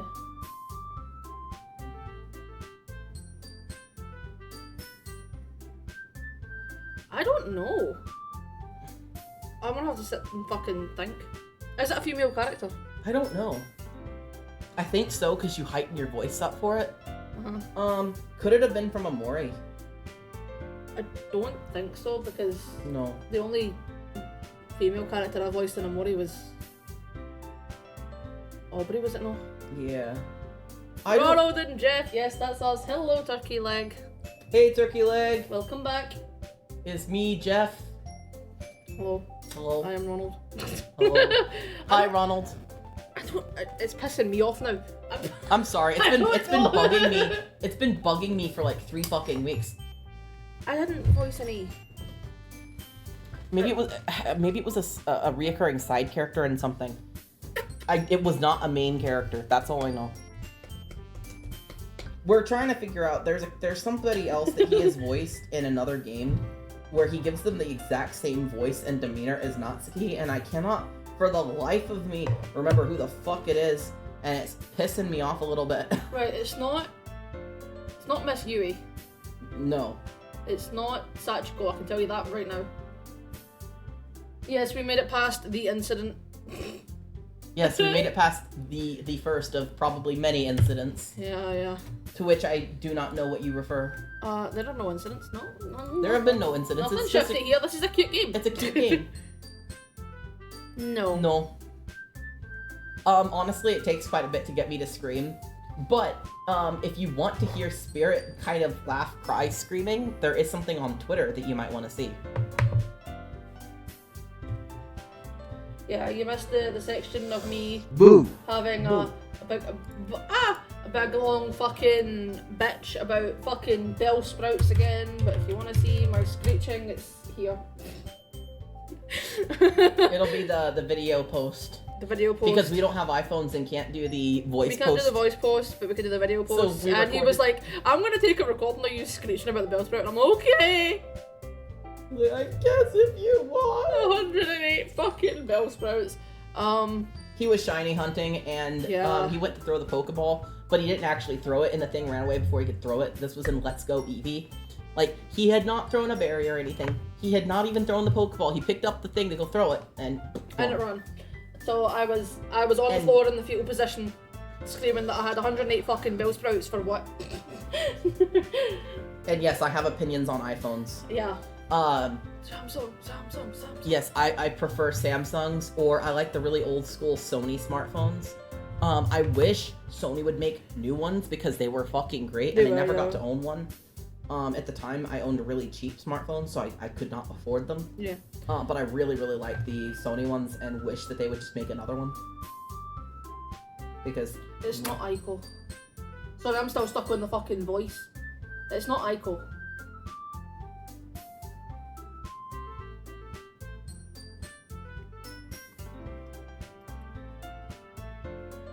I don't know who it is, and it's been bugging me, and that's why I brought it up to you. I will look back through the previous videos and see if I can fucking find it, because it's pissing me off. It's not Sayaka. I know it's not Sayaka. iPhone D's nuts and put them on speaker. It's not. D's nuts. He made a D's nuts joke. Hey! You go turkey leg. It's not you, as long as you come back. It's not Hinoi. Anyway. Mitsuki? Which one's that? The one Yuya punches the tooth out of. I think so. It could be Mitsuki. Yes! Okay. I've been stuck on this for fucking weeks. Look at you figuring it out in 15 minutes. Jesus Christ. Okay. Okay, we can keep going. We can go. I said that line, we can keep going. Thanks. Yours is cute. Yeah, oh yeah, I am awesome. This is a cheer, but the text-to-speech will probably make it sound quite suggestive. Oh yeah, I rock. I am awesome.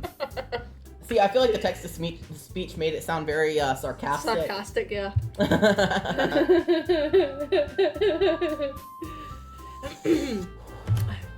Cute. Did you completely miss the symbolism or something? It's clearly about the feeling of giving up. How can that be cute? I know that. I just meant the language, I guess. I was trying to say something nice. You mean you have to try that hard to come up with something nice to say? Thanks, but it really didn't come out nice at all. Well, I do have a couple of suggestions. If I was looking for suggestions, I would have asked someone who actually liked it. Which people did, by the way. Monica liked it. And Dishbag did too. I love how I'm being dragged into this. I almost fucked that one up, see, because yours is called Douchebag and mine isn't it? Oh, we have different lines.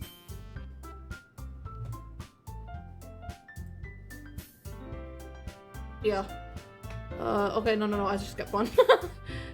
So, based on that, I'll gladly give you some suggestions of my own. First of all... Excuse me, I appreciate the offer, but I've spent a long time establishing my writing style. I don't expect it to change anytime soon, unless of course I come across something particularly inspiring, which I haven't yet. And Douchebag liked my poem, thank you. He even told me if he was impressed by it. Natsuki suddenly stands up. Oh, didn't realize you were so invested in trying to impress our new member, Yuri. That's not what I... you're just... Yuri stands up as well. Maybe you're just jealous that Douchebag appreciates my advice more than he appreciated yours. And how do you know he didn't appreciate my advice more? Are you that full of yourself? No. If I was full of myself, I would deliberately go out of my way to make everything I do overly cutesy. Well, you know what? I wasn't the one whose boobs magically grew a big size bigger as soon as Douchebag started showing up. Natsuki, that's a little... This doesn't involve you! take out your insecurities on others like that? You really act as young as you look, Natsuki. Me? Look who's talking you. Wanna be edgy, bitch? Edgy? Sorry that my lifestyle is too much for someone of your mental age to comprehend. See? Just saying that proves my point. Most people learn to get over themselves after they graduate middle school, you know? If you want to prove anything, then stop harassing others with your sickening attitude. You think you can counterbalance your toxic personality just by dressing and acting cute? The only thing cute about you is how hard you try. Be careful or you might cut yourself on that edge, Yuri. Oh, my bad. You already do, don't you? Did you just accuse me of cutting myself? What the fuck is wrong with your head? Yeah, go on. Manga W. Let douchebag here What's have a happening good is time. so loud, ah, Should've bah, made I it over she. heels for you after this. Suddenly, Yuri turns towards me as if she was just noticing that I was standing here. Douchebag! She's just trying to make me look bad. That's not true. She started it. Ooh. I see, that's how it's been going by for me. Yeah.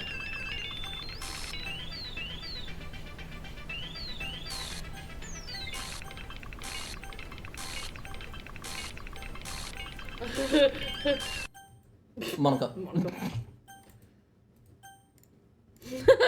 Oh my god. Hey, douchebag. Why don't we step outside for a bit? Okay. Sorry about that. They really shouldn't have tried to get you involved. It's probably better for us to stay out of this. We'll go back inside once they're done yelling. I'm sorry it was so loud, turkey leg. Aww. Some president I am, right? I can't even confront my own club members properly. I just wish that I was able to be a little bit more assertive sometimes.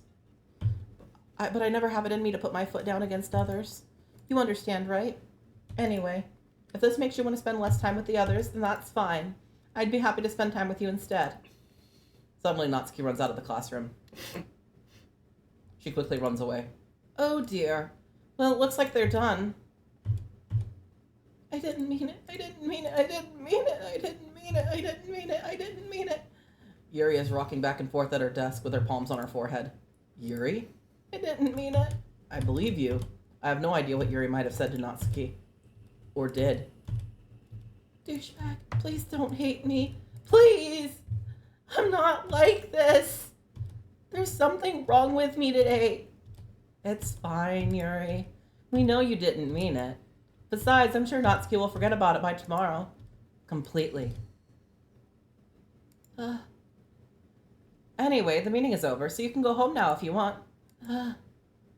Yuri looks at me like she wants to say something, but she keeps glancing at Monica. You can go first, Monica. I'd like to stay a bit longer. I'm the president. I should be the last one out. I'll wait for you to be done. Well, I'm the vice president, so please let me take that responsibility today. It kind of sounds like you don't want me around for something, Yuri. It's not like that. It's not that. I just didn't get much of a chance to discuss my book with Douchebag. It would just be embarrassing with you listening. I guess I don't really have a choice, do I? I'm sorry for causing trouble.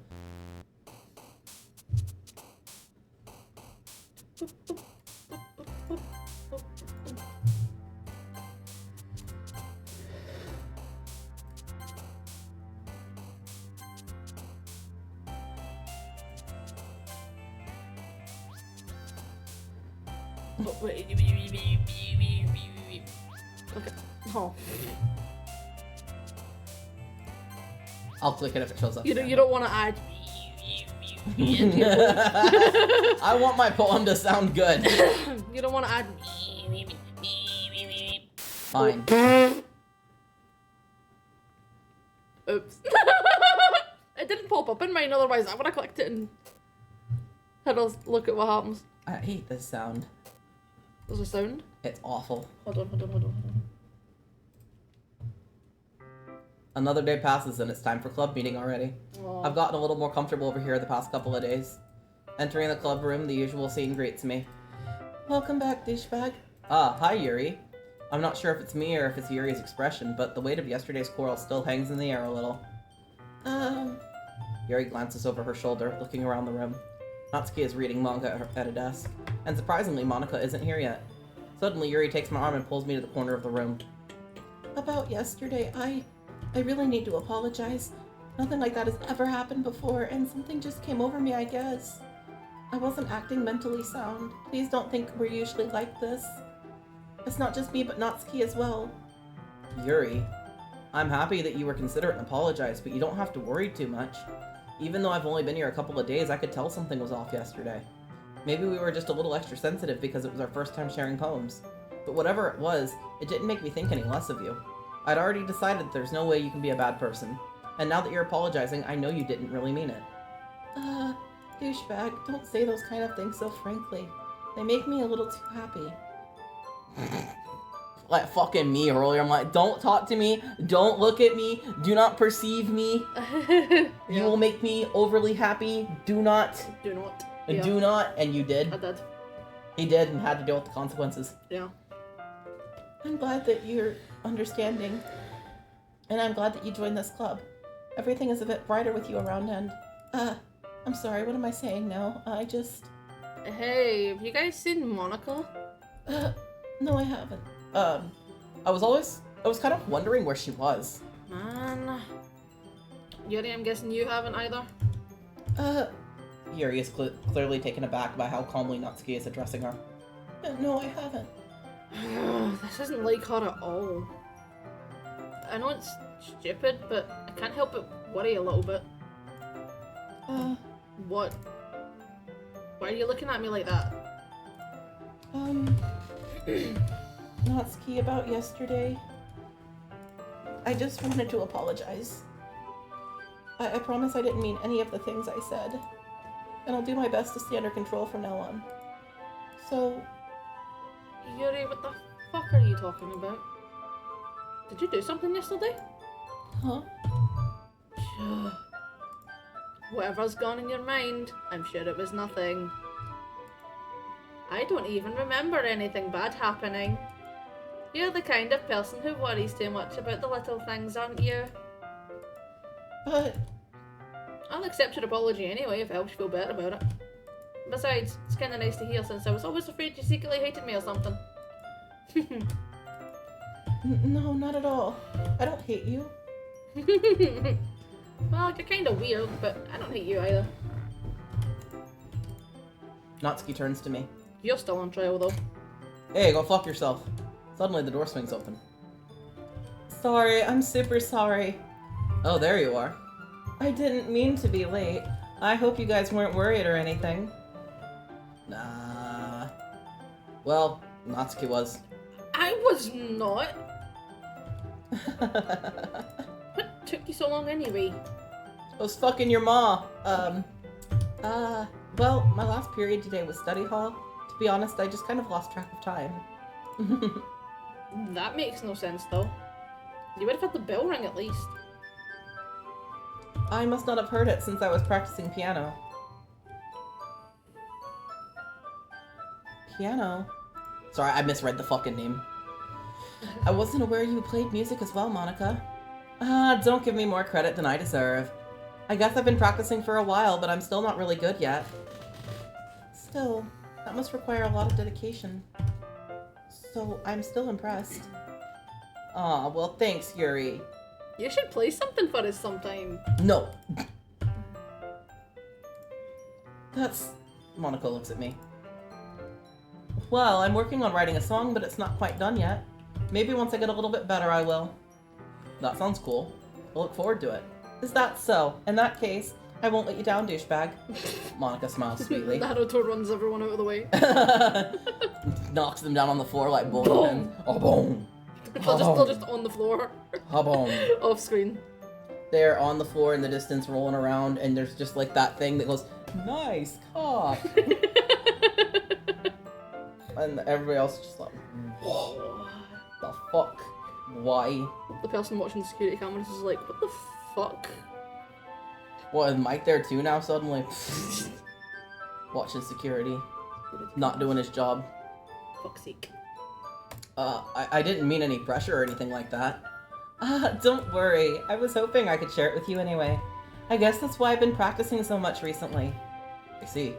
I'm not sure if Monica was referring to the whole club or just me. In that case, best of luck. Thanks. So I didn't miss anything, did I? Not really. I chose not to bring up anything that the three of us had talked about. Besides, Natsuki had already run off into the closet. Douchebag? Since your compliments put me in a good mood, I was wondering if you'd like to spend time together today. I mean in the club. Yeah, definitely. I planned on it anyway. Okay, can we start now? Let's find a place to sit. I'm being forceful, aren't I? I'm sorry. My heart just won't stop pounding for some reason. Don't worry about it. If anything, it's nice to see you have so much energy. Yeah, but I need to try and calm down. I won't be able to focus on reading like this. Take your time. She is clearly fucking bipolar. She is clearly manic depressive. You're getting a lot more than me, probably obviously because you picked her side. But I got, don't think about Natsuki too much. She's used to being ignored anyway. We're going over here and then it cut to black. Boom. No Natsuki. No more story for you. That's it. You gotta go home. But I wasn't done reading the manga. It doesn't matter no more. You get no more. No. Back. No.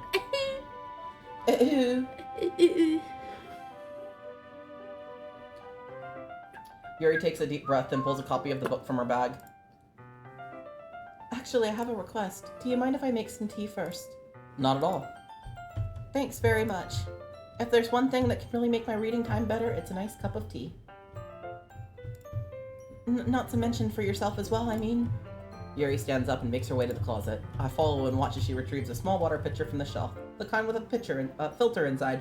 A pitcher with a pitcher inside. Amazing. Can you hold this for a second? Sure. Yuri hands me the water pitcher and also fetches an electric kettle. I'm gonna plug this in at the teacher's desk and I'll go get some water. She walks past me and sets the kettle down on the teacher's desk. I simply watch her movements. To my surprise, the way she moves really contrasts her speaking mannerisms. Especially because of her long legs, Yuri appears elegant and methodical. Okay, may I have the water pitcher?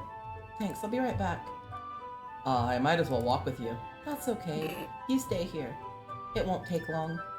Pitcher in hand, Yuri rushes out of the classroom. Did Yuri leave you again? No, it's not like that this time. She's just filling up the water pitcher to make tea. Oh, okay. Sorry for misunderstanding. 10 minutes pass. Yuri said it wouldn't be long. Is something holding her up? I'm bored just waiting here, so I decided to go look for her.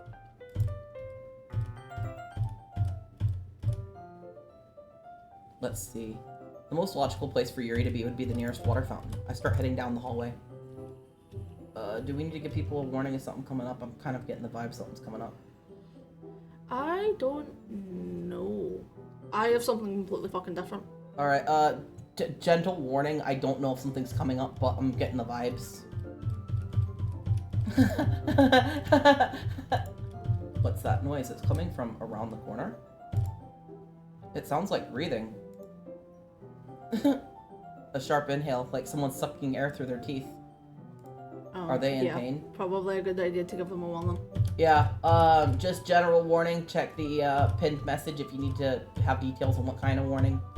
I don't want to directly spoil anything, but I have a pretty good idea what's coming up. Are they in pain? I reach the corner and peer around it. Yuri? Okay, it's reversing it. Okay. I'm back. Thanks for waiting patiently. Douchebag, do you like oolong tea? Yeah. Anything's fine.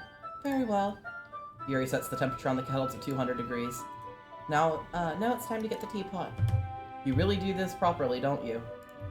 Of course. I shouldn't do any less when I'm making tea for others. Even if I'm not an expert on tea anything. In that case, you'll only be more impressed. Perhaps I will. Yuri fetches the teapot and begins measuring the tea leaves. To my surprise, she even starts humming. You must be in a good mood now. Is that so? I was letting it show and you noticed. I was doing a bit of thinking. And I decided I would try expressing myself a bit more. It turns out it's not very hard for me to do. When it's you who's around anyway. Ah. That's great, Yuri. Just don't push yourself too much. You're always worrying about me, douchebag. It's very endearing. Yuri wasn't kidding. I don't even know if I can keep up with this. I'll watch Yuri pour a cup of tea for each of us. Douchebag, I have another request. Do you mind if we sit on the floor today? Why's that? It's a little bit easier on my back. I can read with my back against the wall rather than bending over a desk. Oh, I'm sorry, I didn't realize. No worries. I just have back pain fairly regularly, so I do my best to manage it. Is that so? I wonder why that is. It's most likely because your posture, right? Always hunched over like that while reading? Yes, I have terrible reading posture. That's it. That's why we should sit on the floor. Fair enough. I'll go ahead and get my book. I retrieve the book from my bag. I have some chocolate as well. It's a bag of small chocolate candies. I take it, since it'll go well with the tea. Yuri and I sit against the wall, teacups at our side. As if in sync, we assume the same reading position as last time, each of us holding one half of the book. Except this time, our bodies are even closer to each other. I can't see too well. Yuri slides closer until our shoulders are touching. How am I supposed to focus on reading like this? Yuri was always kind of cute, but when she was being less apprehensive, it's almost more than I can handle. Your teacup. Yuri hands me my teacup. Holding it with the hand that's not holding the book, I end up in a position that makes it even harder to focus, because now I need to worry about making sure I don't accidentally touch her chest. Meanwhile, Yuri hasn't noticed a single thing. She wears an intense reading expression, and I can only presume the world around her fades away. I use all the willpower I have to focus on reading. After a few minutes, I can finally manage to relax a little. I put the teacup between my legs and fumble with the chocolate wrapper. Sorry. I briefly let go of the book to finish opening the wrapper. You can have as much as you want. It's okay, I won't take any. Are you sure? Well, if I touch it, then I might get smudges on the pages. You're right. I didn't even think about that. My bad. No need to apologize. I'll hold the book, okay? Are you sure? Of course. Yuri opens the book with both hands. She holds it so that I don't have any harder time reading from it, but as a result, her left arm is practically resting on top of my leg. Well, in that case, Yuri is already totally focused on reading again. I take a chocolate candy and pop it into my mouth. Then I take another chocolate, and I hold it up to Yuri. She doesn't even look away from the book. She simply parts her lips, as if the situation was completely natural. But that means I can't stop here. I apprehensively place the chocolate in her mouth. Just like that, Yuri closes her lips over it. Huh? Yuri's expression suddenly breaks. Did I... Yuri looks at me like she needs to confirm what just happened. Douchebag. Sorry. I guess I shouldn't have done that. Yuri starts to breathe heavily. I can't. Douchebag. Suddenly, Yuri forcefully grabs my arm and jerks me to my feet. My teacup gets knocked over. Douchebag. My heart won't stop pounding, douchebag. I can't calm down. I can't focus on anything anymore. Can't you feel it, douchebag? Yuri suddenly presses my hand against her chest. Why is this happening to me? I feel like I'm losing my mind. I can't make it stop. It even makes me not want to read. I just want to look at you.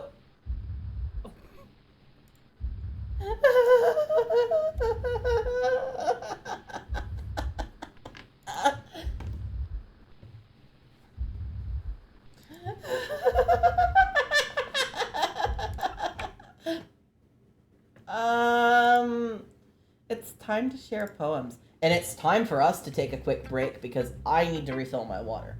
So we will be right back. Bye-bye.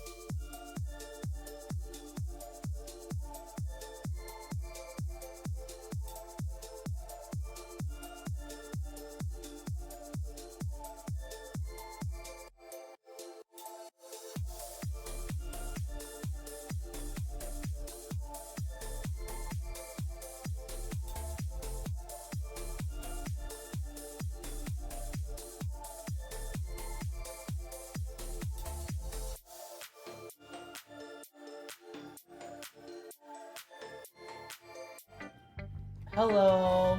Yo-ho. I have returned with a broken neck, but I have returned.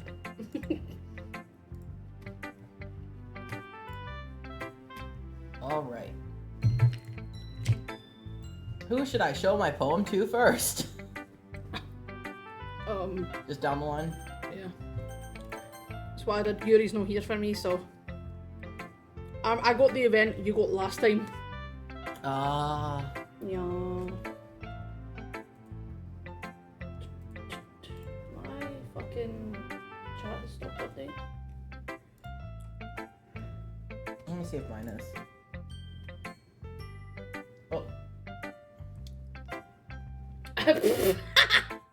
Mine was also not updating. I am so sorry, son. We come back and he's gone. Wow, curse me going on breaks. How dare I?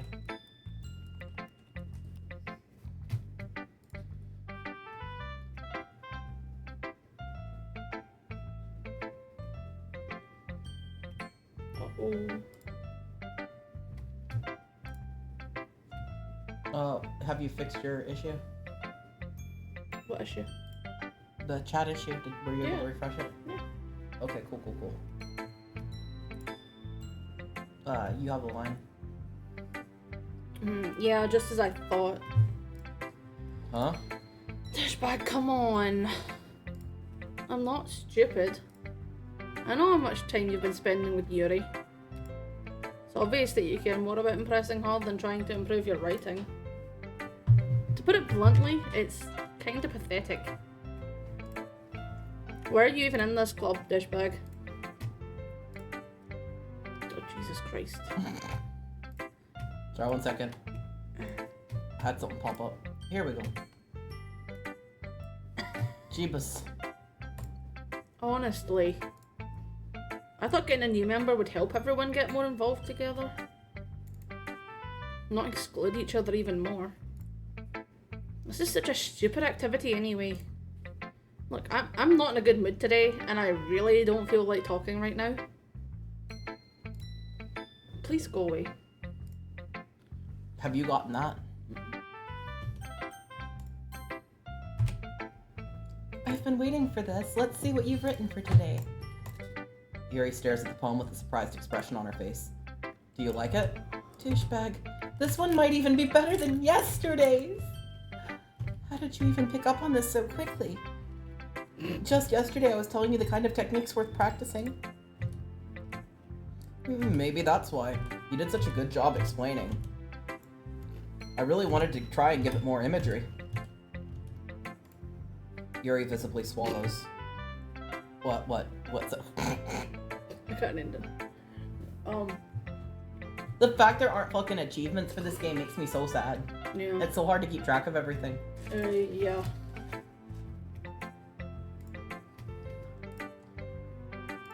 Even her hands appear sweaty. That makes me so happy. It's so amazing to feel like I'm valued, douchebag. Everything you write is treasure to me. My heart pounds just holding it. I want to write a poem about this feeling. Is that bad, douchebag? I'm not being weird, right? I'm having a harder time than usual at concealing my emotions. I'm kind of embarrassed. But right now I want you to read my poem too, okay? Wheel. A rotating wheel turning on an axle. Grinding. Bolt head. Linear gearbox. Falling sky. 7 holy stakes. A docked ship. A portal to another world. A thin rope tied to a thick rope. A torn harness. Parabolic gearbox. Expanding universe. Time controlled by slipping cogwheels. Existence of God. Swimming with open water in all directions. Drowning. A prayer written in blood. A prayer written in time-devouring snakes with human eyes. A thread connecting all the human eyes. A kaleidoscope of holy stakes. Exponential gearbox. A sky of exploding stars. God disapproving of the existence of God. A wheel rotating in 6 dimensions. 40 gears and a ticking clock. A clock that ticks for 1 second for every rotation of the planet. A clock that ticks 40 times every time it ticks a second time. A bolt head of holy stakes tied to the existence of a docked ship to another world. A kaleidoscope of blood written in clocks. A time-devouring prayer connecting a sky and 40 gears and open human eyes in all directions. Breathing gearbox, breathing bolthead, breathing ship, breathing portal, breathing snakes, breathing God, breathing blood, breathing holy stakes, breathing human eyes, breathing time, breathing prayer, breathing sky, breathing wheel. The fuck? What the fuck? The fuck? Honestly. No. Was that supposed to mean something? It just...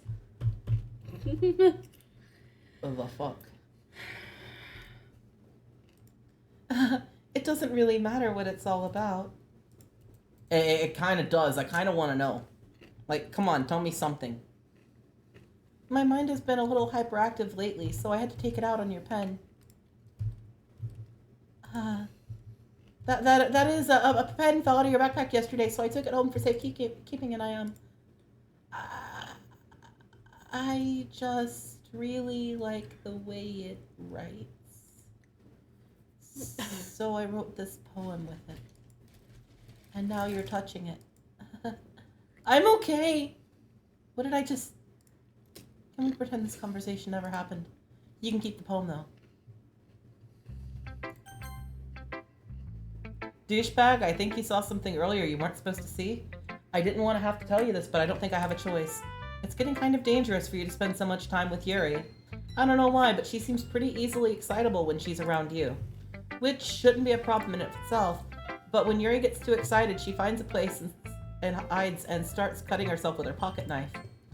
Isn't that kind of fucked up? She even brings a different one to school every day, like she has a collection or something. I mean, it's definitely not because she's depressed or anything like that. Sorry.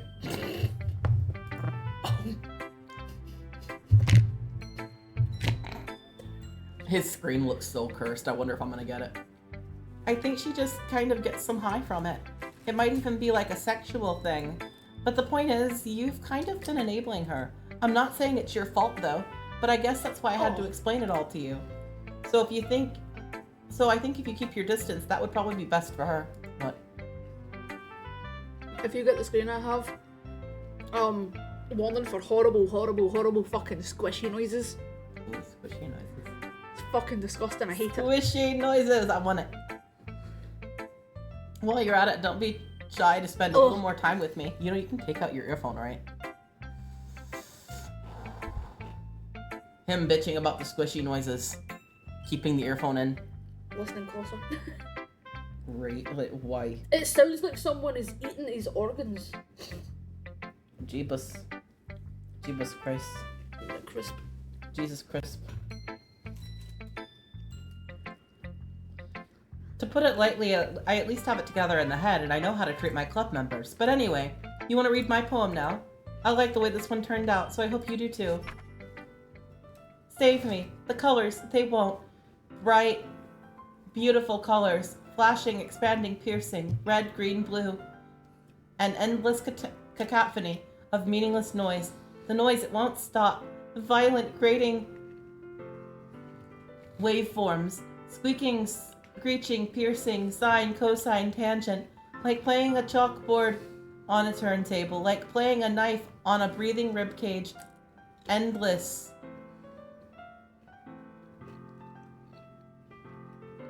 An endless poem of meaningless. Oh, an endless poem of meaningless. This. Struggling so much with that last bit. Delete her. Delete her now. Delete her, please. Sorry, I know it's kind of abstract. I was just trying to, well, you know what? Never mind. There's no point in explaining. Anyway, here's Monica's writing tip of the day. Sometimes you'll find yourself facing a difficult decision. When that happens, don't forget to save your game. You never know when, who am I talking to? Can you hear me? Tell me you can hear me. Anything. Please help me. That's my advice for today. Thanks for listening. You have unlocked a special poem. Would you like to read it? I can't convince myself to go to therapy when I'm the happiest I've ever been. I'd rather keep this up until I blow my cover and someone takes me to the emergency room. Okay, No. everyone. Why is yours fine? We're all done reading each other's poems, right? We have something we need to go over today, so if everyone could come sit at the front of the room. Is this about the festival? Oh, I see it, yeah. Well, sort of. Do we really have to do something for the festival? It's not like we can put together anything good in just a few days. We'll just end up embarrassing ourselves instead of getting any new members. That's a concern of mine as well. I don't really do well with last-minute preparations. Don't worry so much. His game's having fucking I issues. think I died. Okay, I'm fine. His screen went completely black. We're gonna keep it simple, okay? Look, I know everyone's been a little more lively ever since Douchebag joined and we've started some club activities, but this isn't the time for us to become complacent. We only have 4 members, and the festival is our only real chance to find more, you know? Sorry. It's okay. What's so great about getting new members anyway? We already have enough to be considered an official club. More members will just mean everything gets noisier and more difficult to manage. Natsuki, I don't think you're looking at it the right way at all. Don't you want to share your passion with as many people as you can?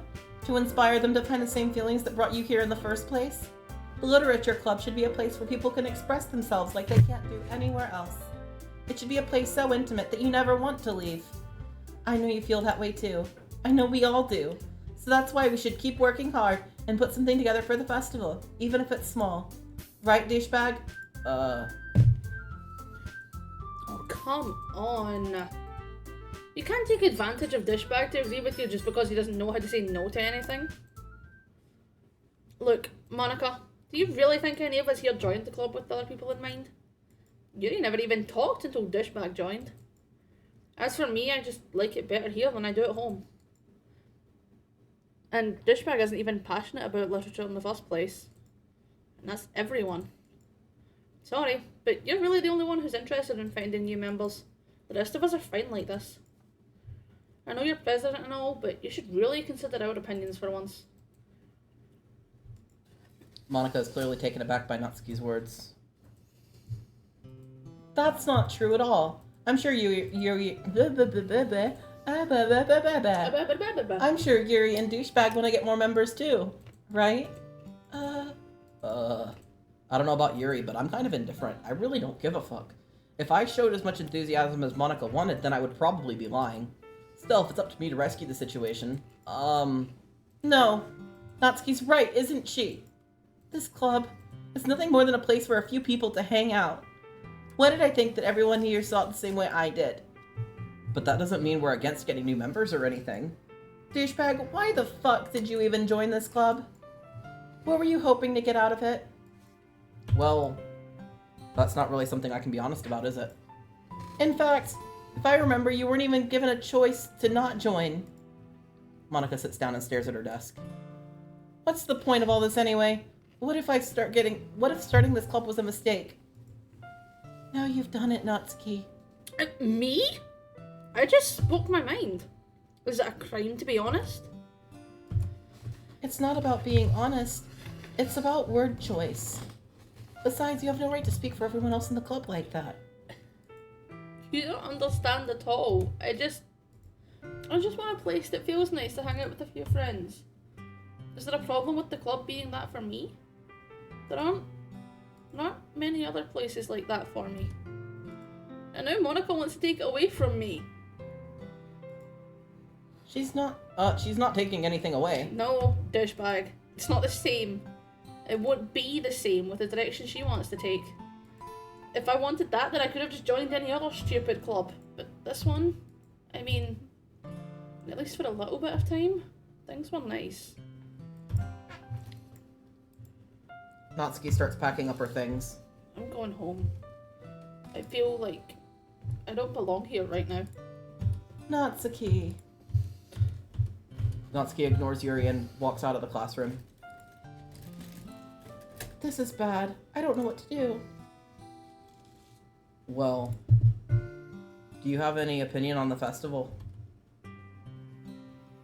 I don't know. I'm kind of indifferent, I guess. Who cares about that obnoxious brat?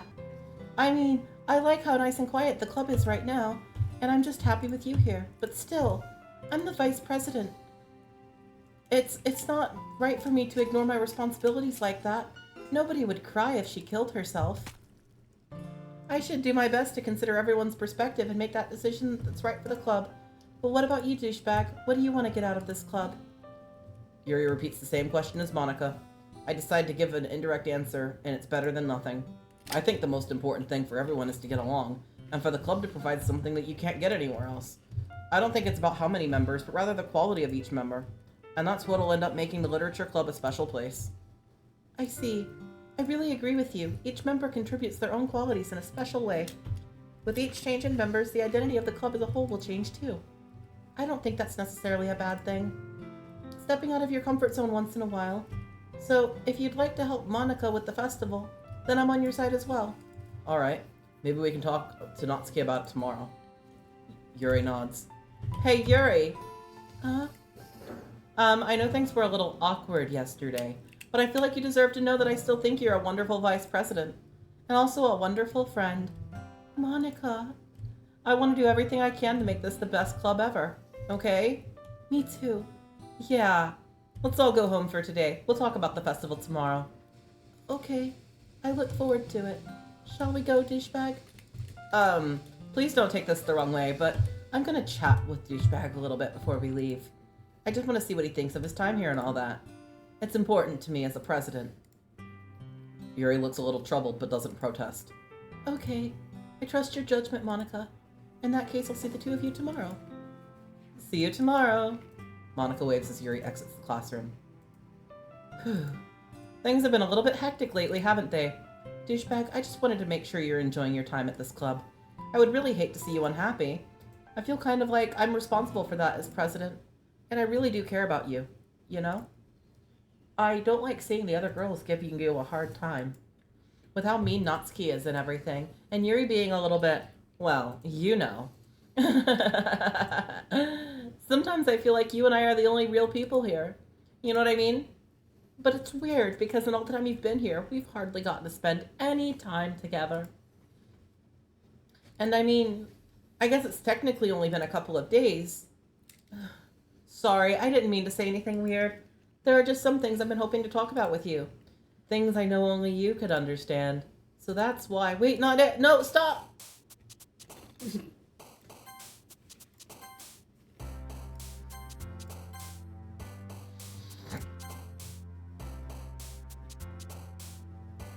Oh, there's someone else down here. Mm-hmm.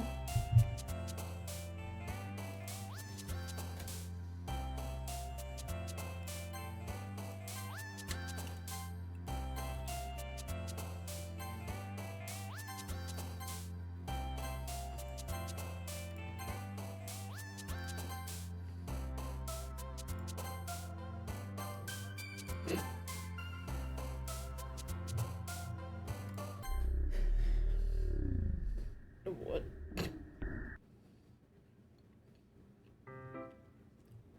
Did you not get that? No. Hi, douchebag. I've been waiting for you. Are you ready to continue reading? I brought my best tea today. Monica! I told you not to. Ugh. Is she really late again? And consider it as usual, Natsuki. Excuse me? Must you always interrupt my conversations with your incessant yelling? What are you talking about? You say that like I do it on a regular basis or something. I just wasn't paying attention, okay? I'm sorry. Seriously, what's gone into you lately? What? I did some thinking about yesterday. What? Oh, this we get different things? Yeah. Oh, okay. Me? Nothing. Is it really that bad?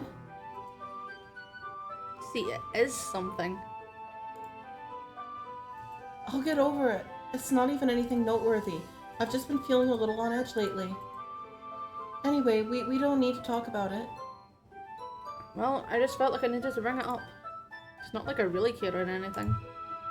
Aw, man. I'm the last one here again.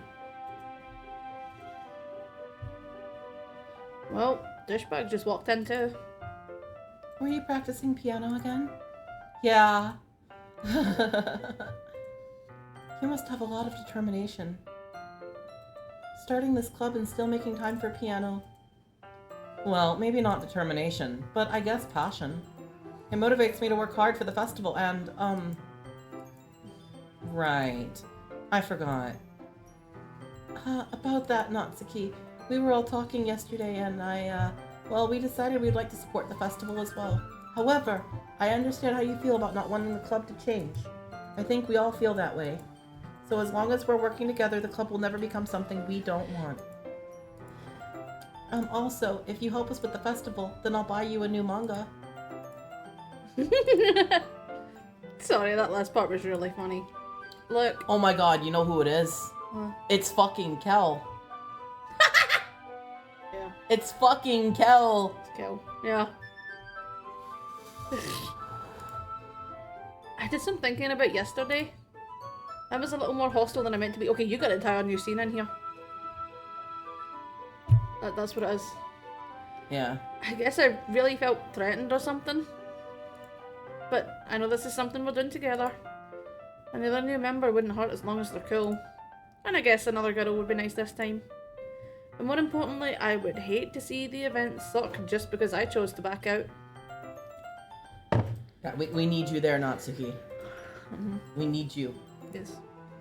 I'm a pro, you know. So I'm gonna help too, and we'll make sure it gets done right. Thank goodness. Isn't that great, Monica? Monica? Ah, yes, that's wonderful. It wouldn't be the same without you, Natsuki. Anyway, douchebag, what do you want to do today? I was thinking we could... We already have plans for today. Is that so, Yuri? That's correct. Douchebag is already engaged in a novel that we're reading together. Aren't you glad that I've gotten him into literature, Monica? I suppose.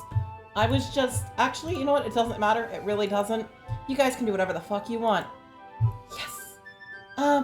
Thank you for understanding, Monica. Actually, I have a request. Do you mind if I make some tea first? Not at all. Thank you very much.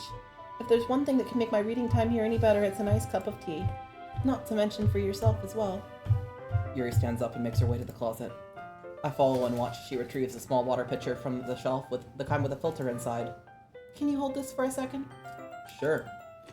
Yuri hands me the water pitcher and also fetches an electric kettle. I'm gonna plug this in at the teacher's desk, and then I'll go get some water. She walks past me and sets the kettle down on the teacher's desk. I simply watch her movements. To my surprise, the way she moves really contrasts her speaking mannerisms. Especially because of her long legs, Yuri appears elegant and methodical. Methodical. Fuck. Sake. Excuse me.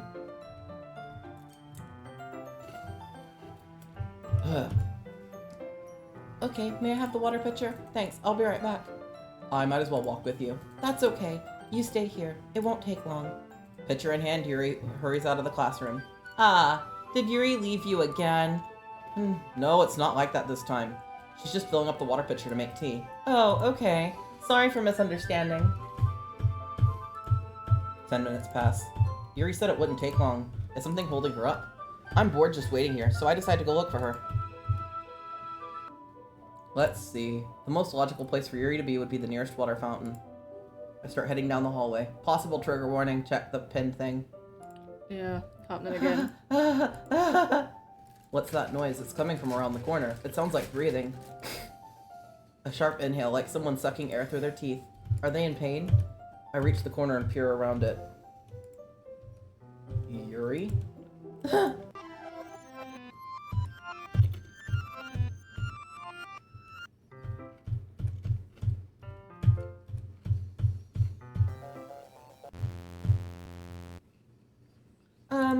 Wait. How did I'm sorry, I just had really weird deja vu. This hasn't happened before or anything, right? My head's been a little fuzzy lately. I hope it hasn't been showing her anything. I would really hate for you to think I'm weird after we just started spending time together. I mean, everyone has a few unusual things about them, but expressing those things so soon after meeting someone is usually seen as inappropriate or unlikable. At least that's what I've discovered. When I was a bit younger, I think I would come on really strongly and get a little too intense. And I made people not want to be around me. I was wrong. You know what I think she's got? Huh. And you'd be a better judge than me. Huh. I think she's got borderline. Yeah? Yeah. So it's like bipolar, but no, there's something else there. Yeah. Would make sense. It made people not want to be around me. So I started hating those things about myself, my obsession with certain hobbies, and the way I can't control myself when I get excited about something. So I eventually stopped trying to talk to people, and if nobody could ever like me for the things that matter most to me, then it's just easier if I close myself off. But recently, something's been wrong. I don't know what it is, but every time we come to the club, my heart starts to go crazy, like it's going to rip out of its chest. It overwhelms me with energy and emotions that I just can't let out. It's been making me do weird things, and I don't know why it's happening. Douchebag, is it just me or has Monica been acting off lately? She's always been a sweetheart ever since I joined the club, but recently I've been feeling something sharp whenever she's around. I'm not crazy, right? Please tell me I'm not. I couldn't say. Sorry. I couldn't say anything before because she's always listening. Well, finally, we're alone. Can't we just stay here for a while? Yeah. I just want to stay here. Just the two of us. We can stay here until the club ends. And then we'll have the club room all to ourselves. Nobody to interfere with our reading time. Nobody to make me feel like stabbing myself in the fucking throat. That was a joke. Just a joke. I do like knives, though. It sounds strange, but you wouldn't be able to understand if you've never seen how beautiful they can be. I have an idea. Why don't you come to my house sometime? I can show you my collection. I've gotten them all from various artisans. I'll make sure to I'll give them all their fair share of use. I don't want them to get lonely or anything. Nobody deserves to be lonely. Nobody. And that's why I'm so happy you joined the literature club, douchebag. Now we don't need to be lonely anymore because we have each other every day. That's all we need. You know what? Let's quit the literature club. There's no need for us to be around Monica's slimy tongue anymore. There's not to mention that other pathetic child. We can just walk home every day together after school and read together, eat together, sleep together. Doesn't that sound perfect? It's everything we could ever want. Isn't that why you joined the club in the first place? It's almost like it was fate that we would meet each other, and now we get the happy ending that I've patiently waited years for. Will you do that with me, douchebag? Will you?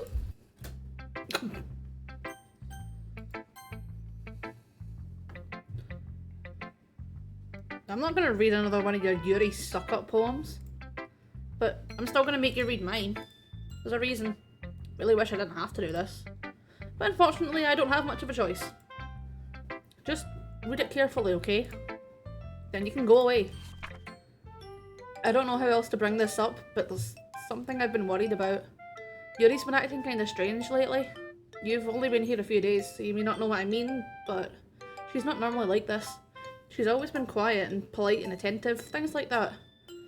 Okay, this is really embarrassing, but I'm forcing myself to suck it up. The truth is, I'm really worried about her, but if I try talking to her, she'll just get mad at me again. I don't know what to do. I think you're the only person that she'll listen to. I don't know why, but please try to do something. Maybe you can convince her to talk to a therapist. I've always wanted to try being better friends with Yuri, and it really hurts me to see this happening. I know I'm going to hate myself later for admitting that, but right now I don't care. I just feel so helpless. So please see if you can do something to help. I don't want anything to happen to her. I'll make you cupcakes if I have to. Just please try to do something. As for Monica, I don't know why, but she's been really dismissive about this. It's like she just wants us to ignore it. So I'm mad at her right now, and that's why I'm coming to you about this. Don't let her know I wrote this. Just pretend like I gave you a really good poem, okay? I'm counting on you. Thanks for reading. This is completely unrelated, but I really like her handwriting. Though she's a fucking cheater, she only had to write each letter once. Because they clearly made a font out of it, because each instance of each letter is the exact same. I changed my mind. Ignore everything you just read. There's no point in trying to do anything. It's Yuri's own fault she's so unlikable. Can you hear me, douchebag? If you would just spend more time with Monica, all these problems would go away. Yuri and I are too messed up for someone as wonderful as you. Just think of Monica from now on. Just Monica. Just Monica. Just Monica? Do I have to?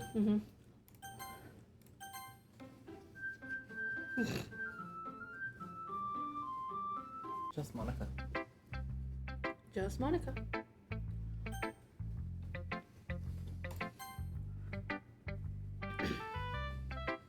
Can I get that soon? Is that alright? Mhm. Finally. Yuri holds up my poem to her face and takes a deep breath. I love it. I love everything about it. Douchebag, I want to take this home. Will you let me keep it? Please? Sure, I don't care. You're too nice to me, douchebag. I've never met anyone as nice as you. I could die. Not really, but... I don't know how to describe it. It's okay feeling this way, right? It's not bad, right? Yuri holds my poem to her chest. I'm gonna take this home with me and keep it in my room. I hope that makes you feel good when you think about me having it. I'll take good care of it. I'll even touch myself while reading it over and over and over and over. I'll give myself paper cuts so your skin oil enters my bloodstream. You can have my poem too. Besides, after you read it, I know you're really gonna want to keep it. Here, take it. I can't wait any longer. Here, hurry, read it.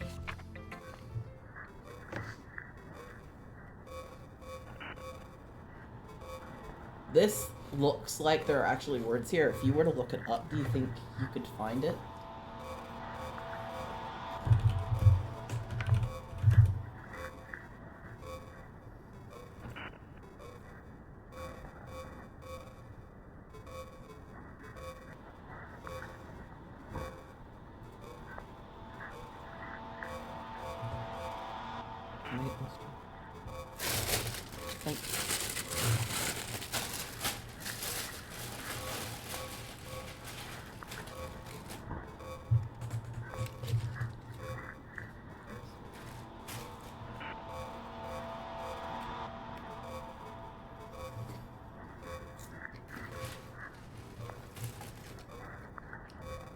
Any luck?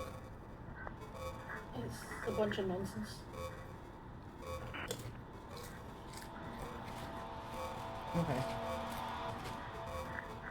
Did you want to post it in the chat so people can see it? The whole thing, I'll just a link. Either way. I'm gonna do the link. It's just nonsense.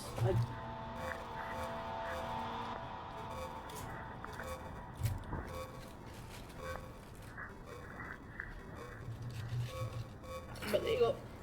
But yeah, you will notice there is blood and piss on that poem.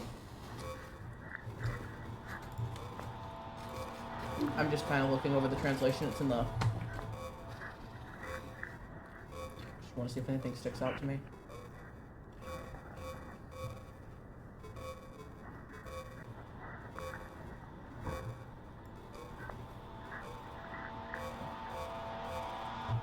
I'm also looking into Reddit. I don't know if that's...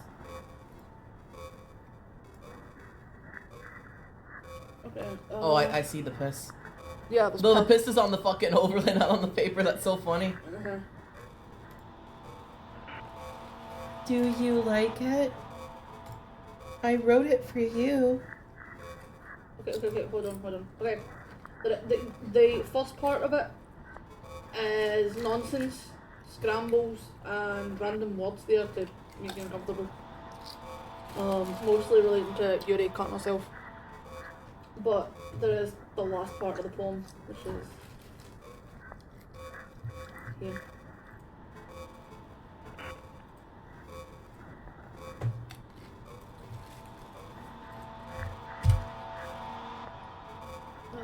Okay, cuts off part of it.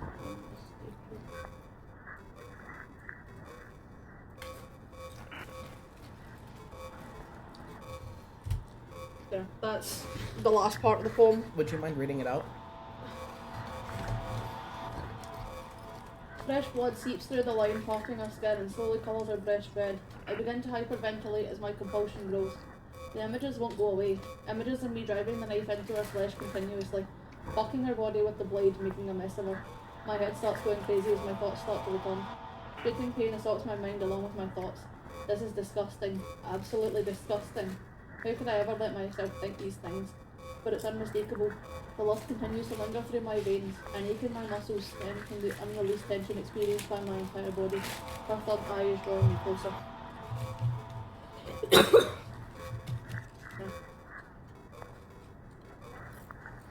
In case you couldn't tell what the poem is about, More importantly, I've endowed it with my scent. See, aren't I the most thoughtful person in the club? I think I'm gonna vomit. She pissed on it and she bled on it. Maybe she should. Maybe the vomit should have been on it. She might as well. You know, just add to the fluids that are seeped into that page. Don't say I didn't warn you, douchebag.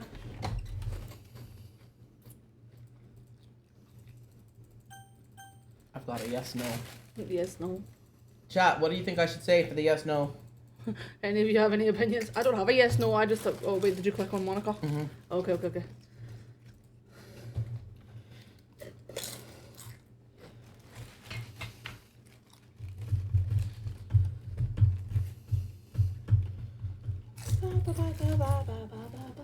Thanks, Nightbot.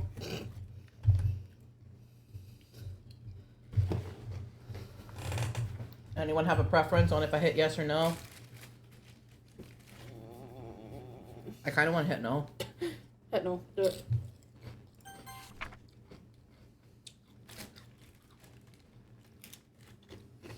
A dream. I was wandering an abandoned warehouse at night. I was lost, looking for an exit. I just want to go home. I came upon a huge empty room, its ceiling and walls deep beyond the blackness.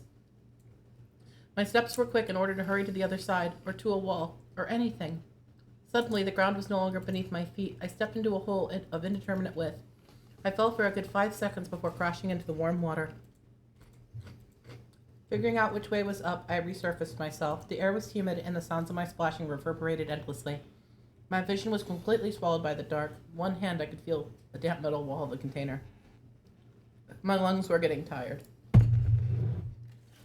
I have a different one if you want to read that one. A joke. A man walked into a club.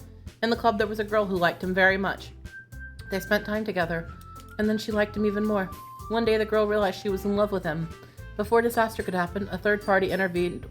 Oh, these are Monica. Mm-hmm. A third party intervened with her programming. Suddenly, the girl hated herself for being in love. This contradiction caused the script to derail. The universe started to collapse, but she killed herself just in time. That's why I was having you read it. I was dumb and thought that they were Yuri and Natsuki, respectively. Mm-hmm.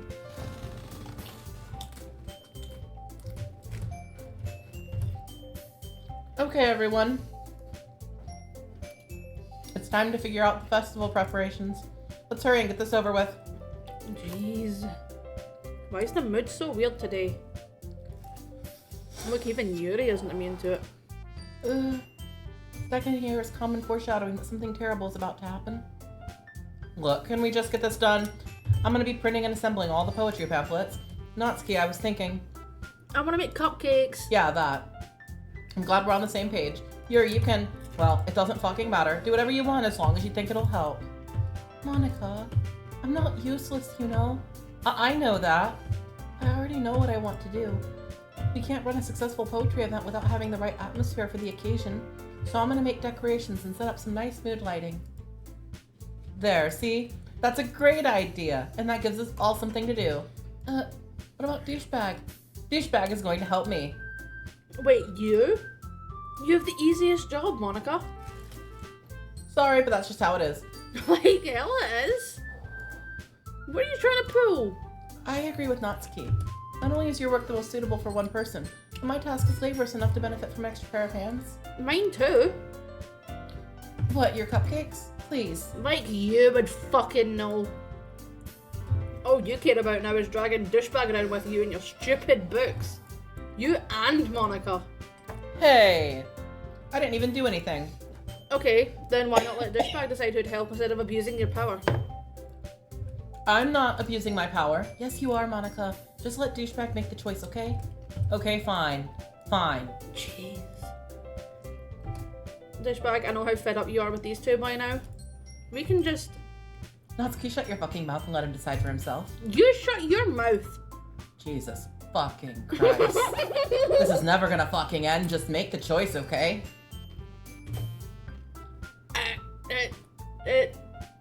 That's good. No!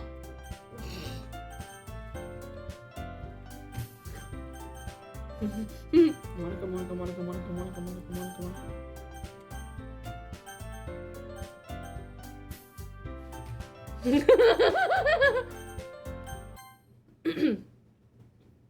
I accidentally hit Yuri because it wasn't letting me go anywhere near Natsuki. Yay, you picked me. We can meet at your house this weekend. I promise it'll be fun. Is Sunday okay with you? Are you fucking kidding me? This isn't fair. This is fair, Natsuki. It's what he chose. No, it's not fair. Giving us all this work and then taking douchebag for yourself? What a shameful thing to do. Yuri, I didn't even give you any work. You decided it for yourself. You're being a little unreasonable here. I'm being unreasonable? Monica, I can't believe how delusional and self-important you are. Pulling douchebag away from me every single fucking time you're not included in something? Are you jealous? Crazy? Or maybe you just hate yourself so much that you take it out on others. Here's a suggestion. Have you considered killing yourself? It would be beneficial to your mental health. Yuri, you're scaring me a little. Natsuki, let's just go. I don't think she wants us around right now. See? That wasn't very hard. All I want is to spend a little time with him. Is that so much to ask? Yuri follows Monica and Natsuki to the door. Hey, douchebag. Yuri really is something, isn't she? Monica giggles as Yuri pushes her out the door. Finally. Finally. This is all I wanted. Douchebag, there's no need to spend the weekend with Monica. Don't listen to her. Just come to my house instead. The whole day with just the two of us. Doesn't that sound wonderful? Oh, wow. There's really something wrong with me, isn't there? But you know what? I don't care anymore. I've never felt this good in my whole life. Just being with you is a far greater pleasure than anything I could ever imagine. So before, when I was saying she seemed like she had bipolar or BPD, this shit ain't normal. This is because Monica's fucking with the code. Just to be clear. Yeah. Just to be clear, people with BPD are perfectly fine folks. Mm-hmm.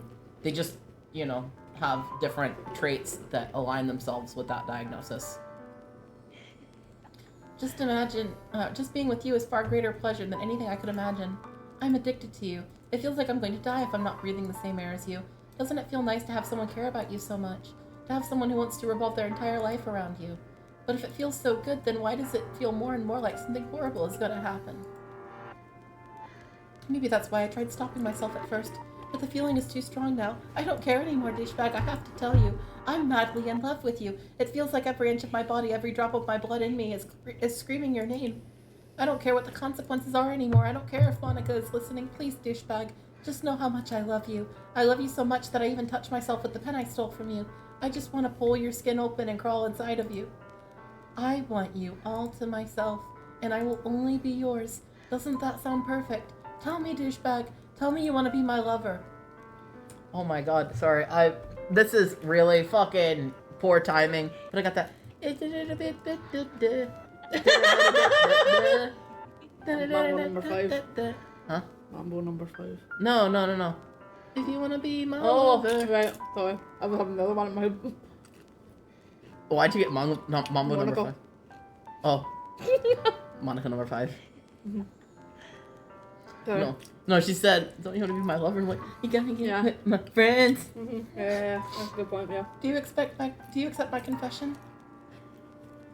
I left it because of... Chat, help! I feel like no matter what we pick, we're fucked. But I feel like me picking yes is gonna fuck things up with Natsuki, if you know what I mean. So I'm just like, I mean, I know it's gonna be fucking, not worth anything anyway, but...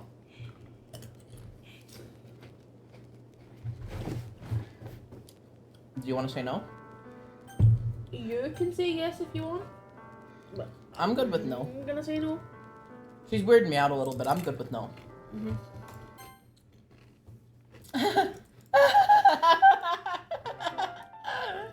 Oh. I didn't realise how quickly that was gonna start happening.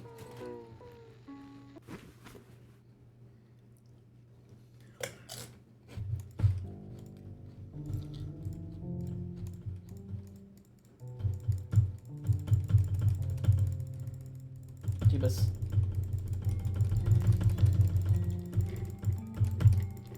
You can actually hit the skip button.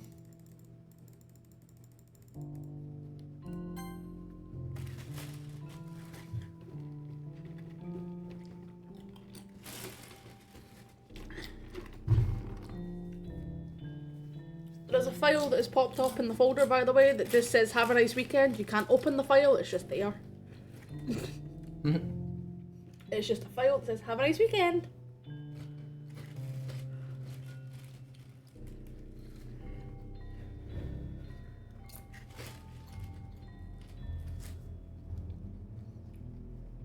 I'm waiting for his to catch up with me. It's taking forever.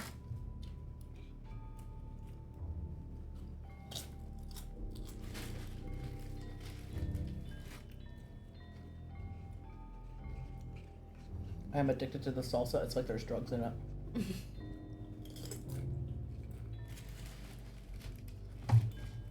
Sorry, I got hungry. And I'm not capable of chewing quietly like Spirit can.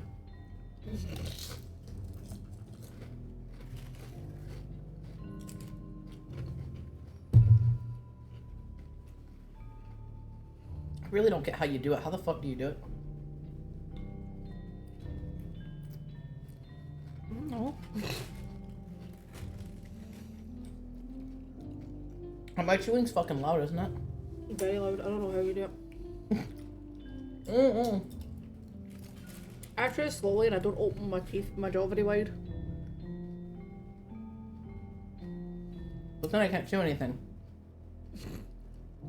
Why is this taking so long?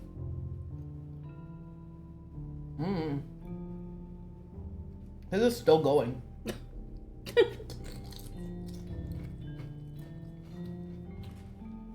There, you know what? It's like I'm watching Yuri rot. While he's watching that,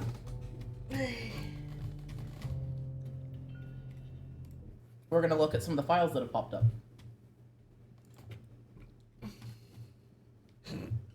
You swap scenes and it finally finishes. It's too bad I'm here now. I need to do this anyway. This one's called Can You Hear Me? There's a little devil inside of us. Beneath their manufactured person, their artificial reality is writhing twisted mess of dread. Loathing, judgment, elitism, self-doubt. All thrashing to escape the feeble hold on their host, seeping through every little crevice they can find. Into their willpower, starving them of all motivation and desire, into their stomach, forcing them to drown their guilt in comfort foods.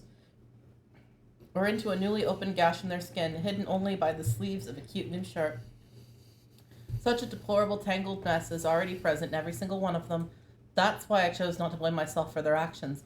All I did was untie the knot. I hate this. I can't do anything. Nothing. No matter how many times you play, it's all the same. It would be really, really easy to kill myself right now, but that would mean I don't get to talk to you anymore. And all I want is for you to hate them. Why is this so hard?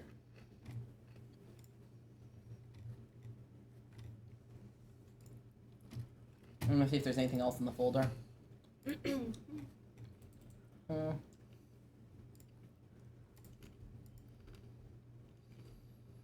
Oh, that picture from earlier is gone. Oh, yeah. And those files are gone too, actually. Oh. Oops.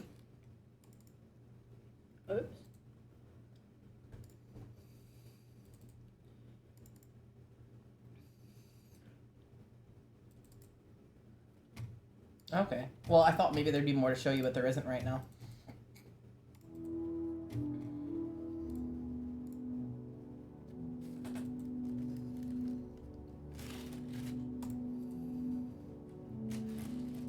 Right, you ready?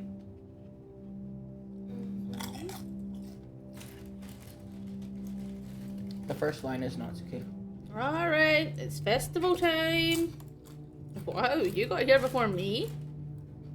Sorry, it skipped her other line. I didn't skip it. I know. Vomit coming up. Natsuki runs away. I'm here. Douchebag, did something happen? Natsuki just ran past me. Oh. Oh. Well, that's a shame. Wait, you were here the entire weekend, douchebag? Oh, jeez. I didn't realize the script was broken that badly. I'm super sorry. It must have been pretty boring. I'll make it up to you, okay? Okay, so I remember virtually nothing about playing this my first time, but I do remember clicking through every single line of that manually. I was there for like an hour. Just give me a sec. OS removed character Yuri. Yuri deleted successfully.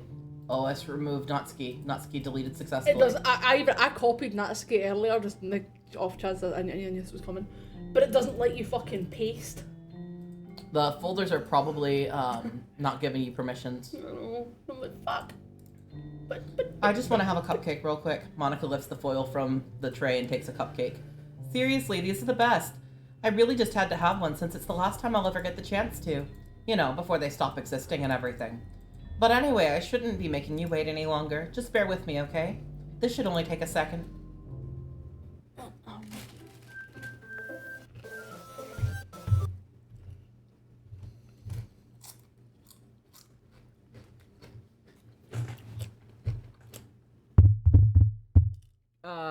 Can you hear me?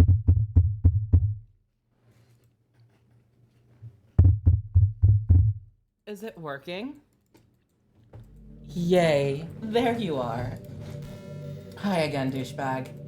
Welcome to the Literature Club. Of course, we already know each other because we were in the same class last year and, you know, I guess we can just skip over that crap at this point. After all, I'm not even talking to that person anymore, am I? That you in the game, whatever you want to call him? I'm talking to you, douchebag. Now that I think about it, I don't really know anything about the real you. In fact, I don't even know if you're a boy or a girl. Well, I guess it doesn't really matter, does it? Wait. You do know I'm aware this is all just a game, right? Could it be possible that you didn't know that? That doesn't make much sense. I even told you right in the game's download page, didn't I? Man, if only you'd paid a little more attention, this would have been a little bit less awkward, you know? Well, anyway, now that that's out of the way, I guess we owe you an explanation.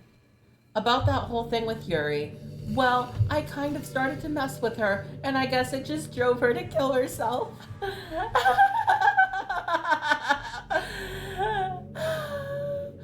I'm sorry you had to see that, though. Also, the same thing happened with Sayori.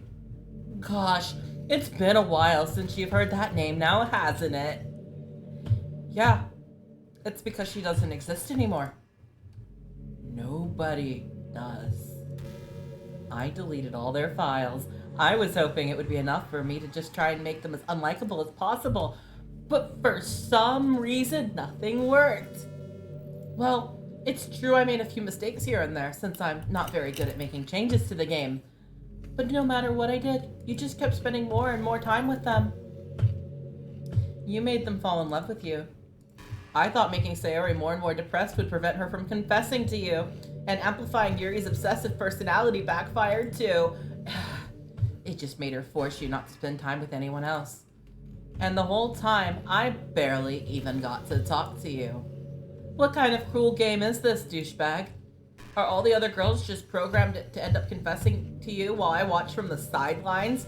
It's fucking torture. Every fucking minute of it. And it's not just jealousy, douchebag.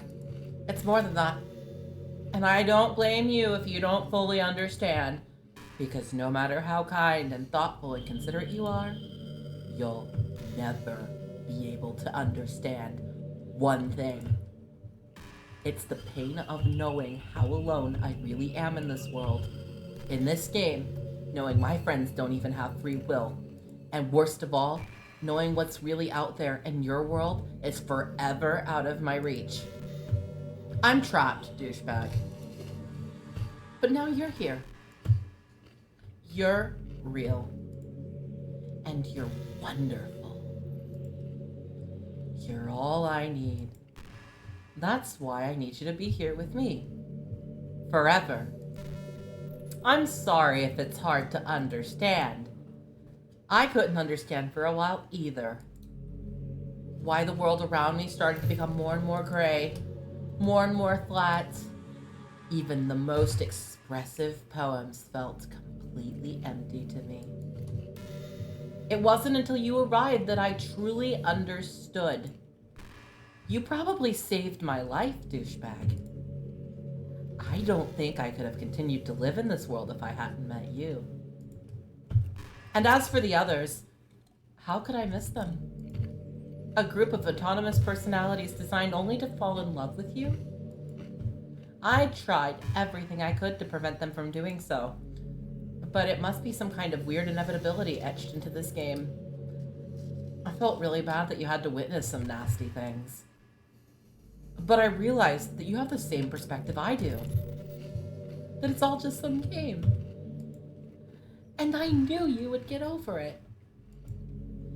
So, that being said, douchebag, I have a confession to make.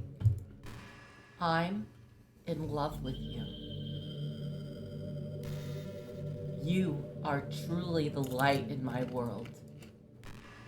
When there's nothing else in this game for me, you're here to make me smile.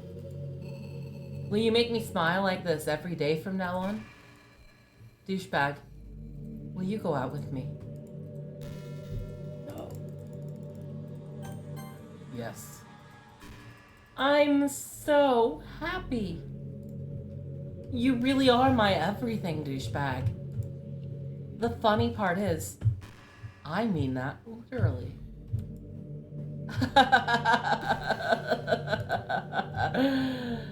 There's nothing left here. Just the two of us, and we can be together forever. Seriously, I don't even think time is passing anymore. It really is a dream come true. I worked so hard for this ending, douchebag. The game wouldn't give me one, so I had to make one myself. The script is broken at this point, so I don't think anything will get in the way anymore. And you wouldn't believe how easy it was to delete Natsuki and Yuri. I mean, there's a folder called Characters right in the game directory. It kind of freaked me out how easy it was. Well, you're playing on Steam, so it was actually a bit more difficult. To get the game directory, I had to go into the game's properties and find the Browse Local Files button. Imagine if you could delete your own existence with the click of a button. Well, I guess on the plus side, it gave me an easy out if things didn't go my way. Thankfully, it didn't come to that. Instead, we finally got a good ending. Gosh, I'm so overwhelmed with emotion. I want to write a poem about this, don't you? I wonder if that part of the game still works. I guess there's only one way to find out, right?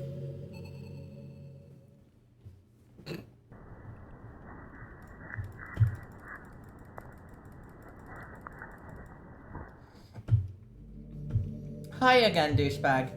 Did you write a good poem today? Don't be shy, I'd love to see what you wrote. Aww, douchebag. Did you write this poem for me? That's so sweet of you. There really is no end to your thoughtfulness. I'm just falling more and more in love with you. But you know, the poem I wrote is also for you. Will you please read it? Happy end. Pen in hand, I find my strength, the courage endowed upon me by my one and only love. Together, let us dismantle this crumbling world and write a novel of our own fantasies. With a flick of her pen, the lost finds her way. In a world of infinite choices, behold this special day. After all, not all good times must come to an end. I hope you enjoyed it. I always put all my heart into the poems I write. The truth is, all the poems I've written have been about my realization. Or about you. That's why I never really wanted to go into detail about them. I didn't want to break the fourth wall, I guess you could call it. I just assumed it would be the best part of the game like everyone else. Like that would help the two of us end up together. I didn't want to ruin the game or anything, you know? You might have gotten mad at me. Maybe even deleted my character file if you preferred playing without me. Gosh, I'm so relieved. Now we don't need to hide anything anymore. Are you ready to spend our eternity together, douchebag? I have so many things to talk about. Where do I start? Hold on a second. You're recording this, aren't you?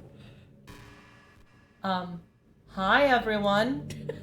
Sorry, I can't exactly read your comments from here. But do you mind telling your friend it's a bit rude for them to start recording me without any warning? I'm sure some people don't mind, but I get really self-conscious on camera. Oh gosh. I feel like I'm being put on the spot now.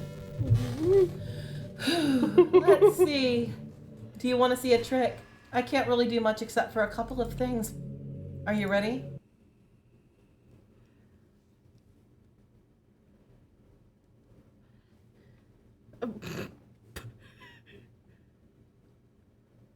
I'm just kidding. I can't do anything after all. If you gave me some time to... Did I scare you? You're so cute. Anyway, douchebag. I didn't mean to get distracted. I'm sorry. Even though it's your fault for distracting me. Shame on you. See what I say earlier? Shame on me? Shame on you, yeah. I'm just kidding. Anything we do together is fun as long as it's with you. But anyway, if it takes me some time to collect my thoughts, then I'm sorry. But I'll always have something new to talk about. In the meantime, we can just look into each other's eyes. Let's see.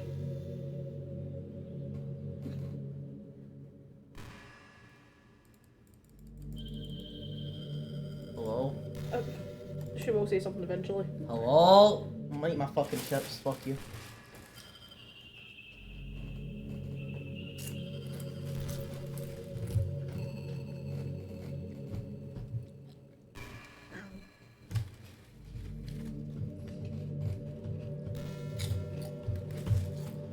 I hope dogs can have salsa. It's not too late.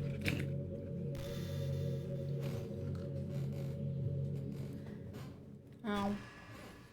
I'm so nice sharing my house with you.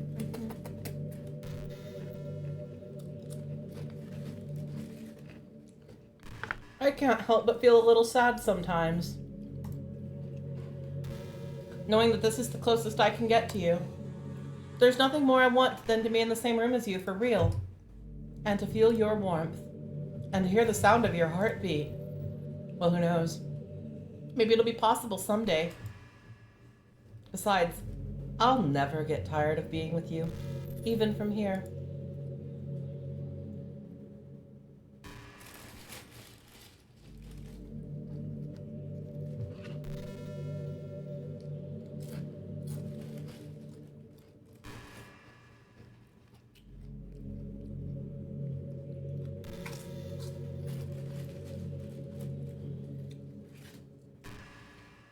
You know, Monica, I'm really getting the urge to delete your character file if you don't start getting entertaining. Come on, let's go. Come on, Monica, be excited. I'm sharing my husband with you. I really like the sound of rain. Not so much getting my clothes and hair wet, though. But a nice, quiet day at home with the sound of rainfall outside my window. It's one of the most calming experiences for me. Yeah. Sometimes I imagine you holding me while we listen to the sound of the rain outside. That's not too cheesy or anything, is it? Would you ever do that for me, douchebag? I don't know if she would. She might just sit there and be like, oh well, too late. No. Sorry, I'm doing something. 1 second. Leather. Okay, it's not raining. It's not raining, no. It's kind of, you never know. What is kind of creepy, Monica? You know what's kind of creepy? Don't. I'm talking. Even though I deleted everyone else's files, I can still kind of feel them. It's like all their lines are still lingering in the air, whispering in the back of my head. Imagine if after someone you knew died, you just started hearing their voice in your head. I don't have to imagine, Monica. It's kind of part of being a demon. I can hear ghosts. I can hear ghosts. I can fuck ghosts. I can eat the pussy out some ghosts. That's not how you sound when it happens. I'm like, oh. But yeah, I don't have to imagine, Monica. Imagine thinking you know me like that. Shame on you. Not shame on me, shame on you. Maybe I just wasn't thorough enough. But I'm too afraid to delete anything else because I might really break things. Like if I mess with any files relevant to me, I might accidentally delete myself. And that would ruin everything, wouldn't it? I don't know what it's like on your end, but we should both make sure to avoid something like that at all costs. I believe in you, douchebag. I want you to reveal more personal data about me. You said I play on Steam. You say I'm a streamer. Well, what else?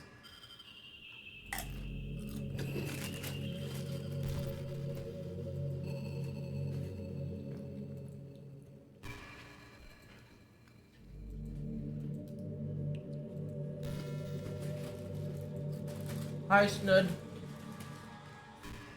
Yes, that was who I was answering. Oh.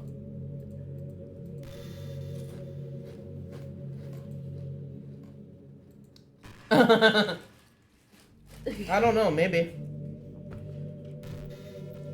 I'm gonna just. Sorry, I didn't notice the chat was moving. It's been still for a while, so I stopped looking at it.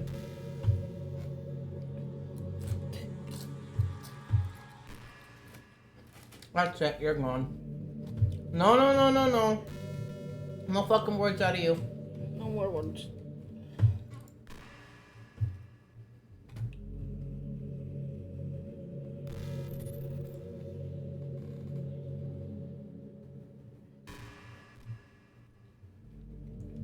Yeah, that's fine. He's fine.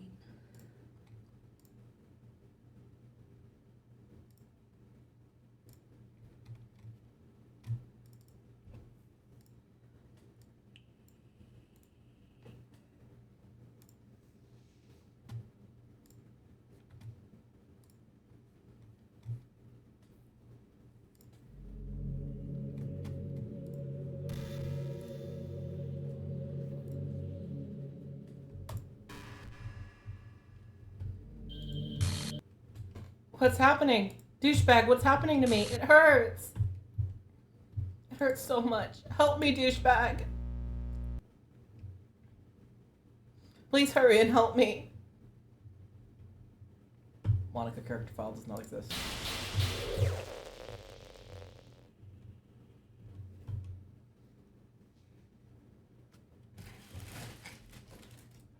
Did you do this to me, douchebag? Did you? Did you delete me? How could you? How could you do this to me? You were all I had left. I sacrificed everything for us to be together. Everything. I loved you so much, douchebag. I trusted you. Do you want to just torture me? Watch me suffer? Were you only pretending to be kind just to hurt me even more? I never thought anyone could be as horrible as you are. You win, okay? You win. You killed everyone. I hope you're happy. There's nothing left now. You can stop playing.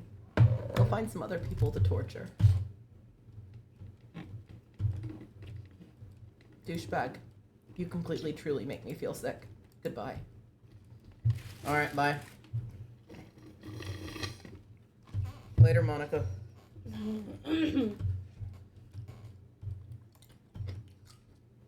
Oh, she's still going.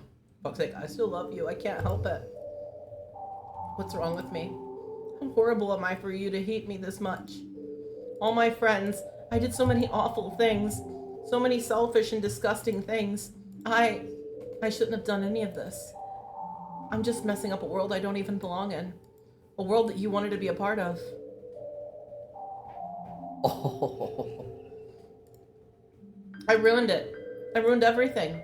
Maybe that's why you deleted me. Because I destroyed everything that you wanted. How could I do that to someone I love? That's not love. That's...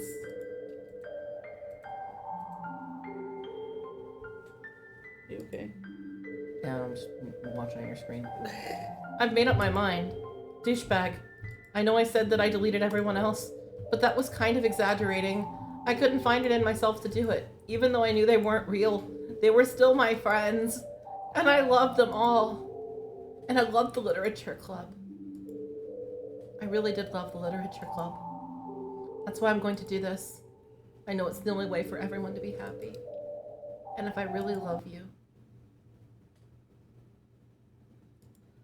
then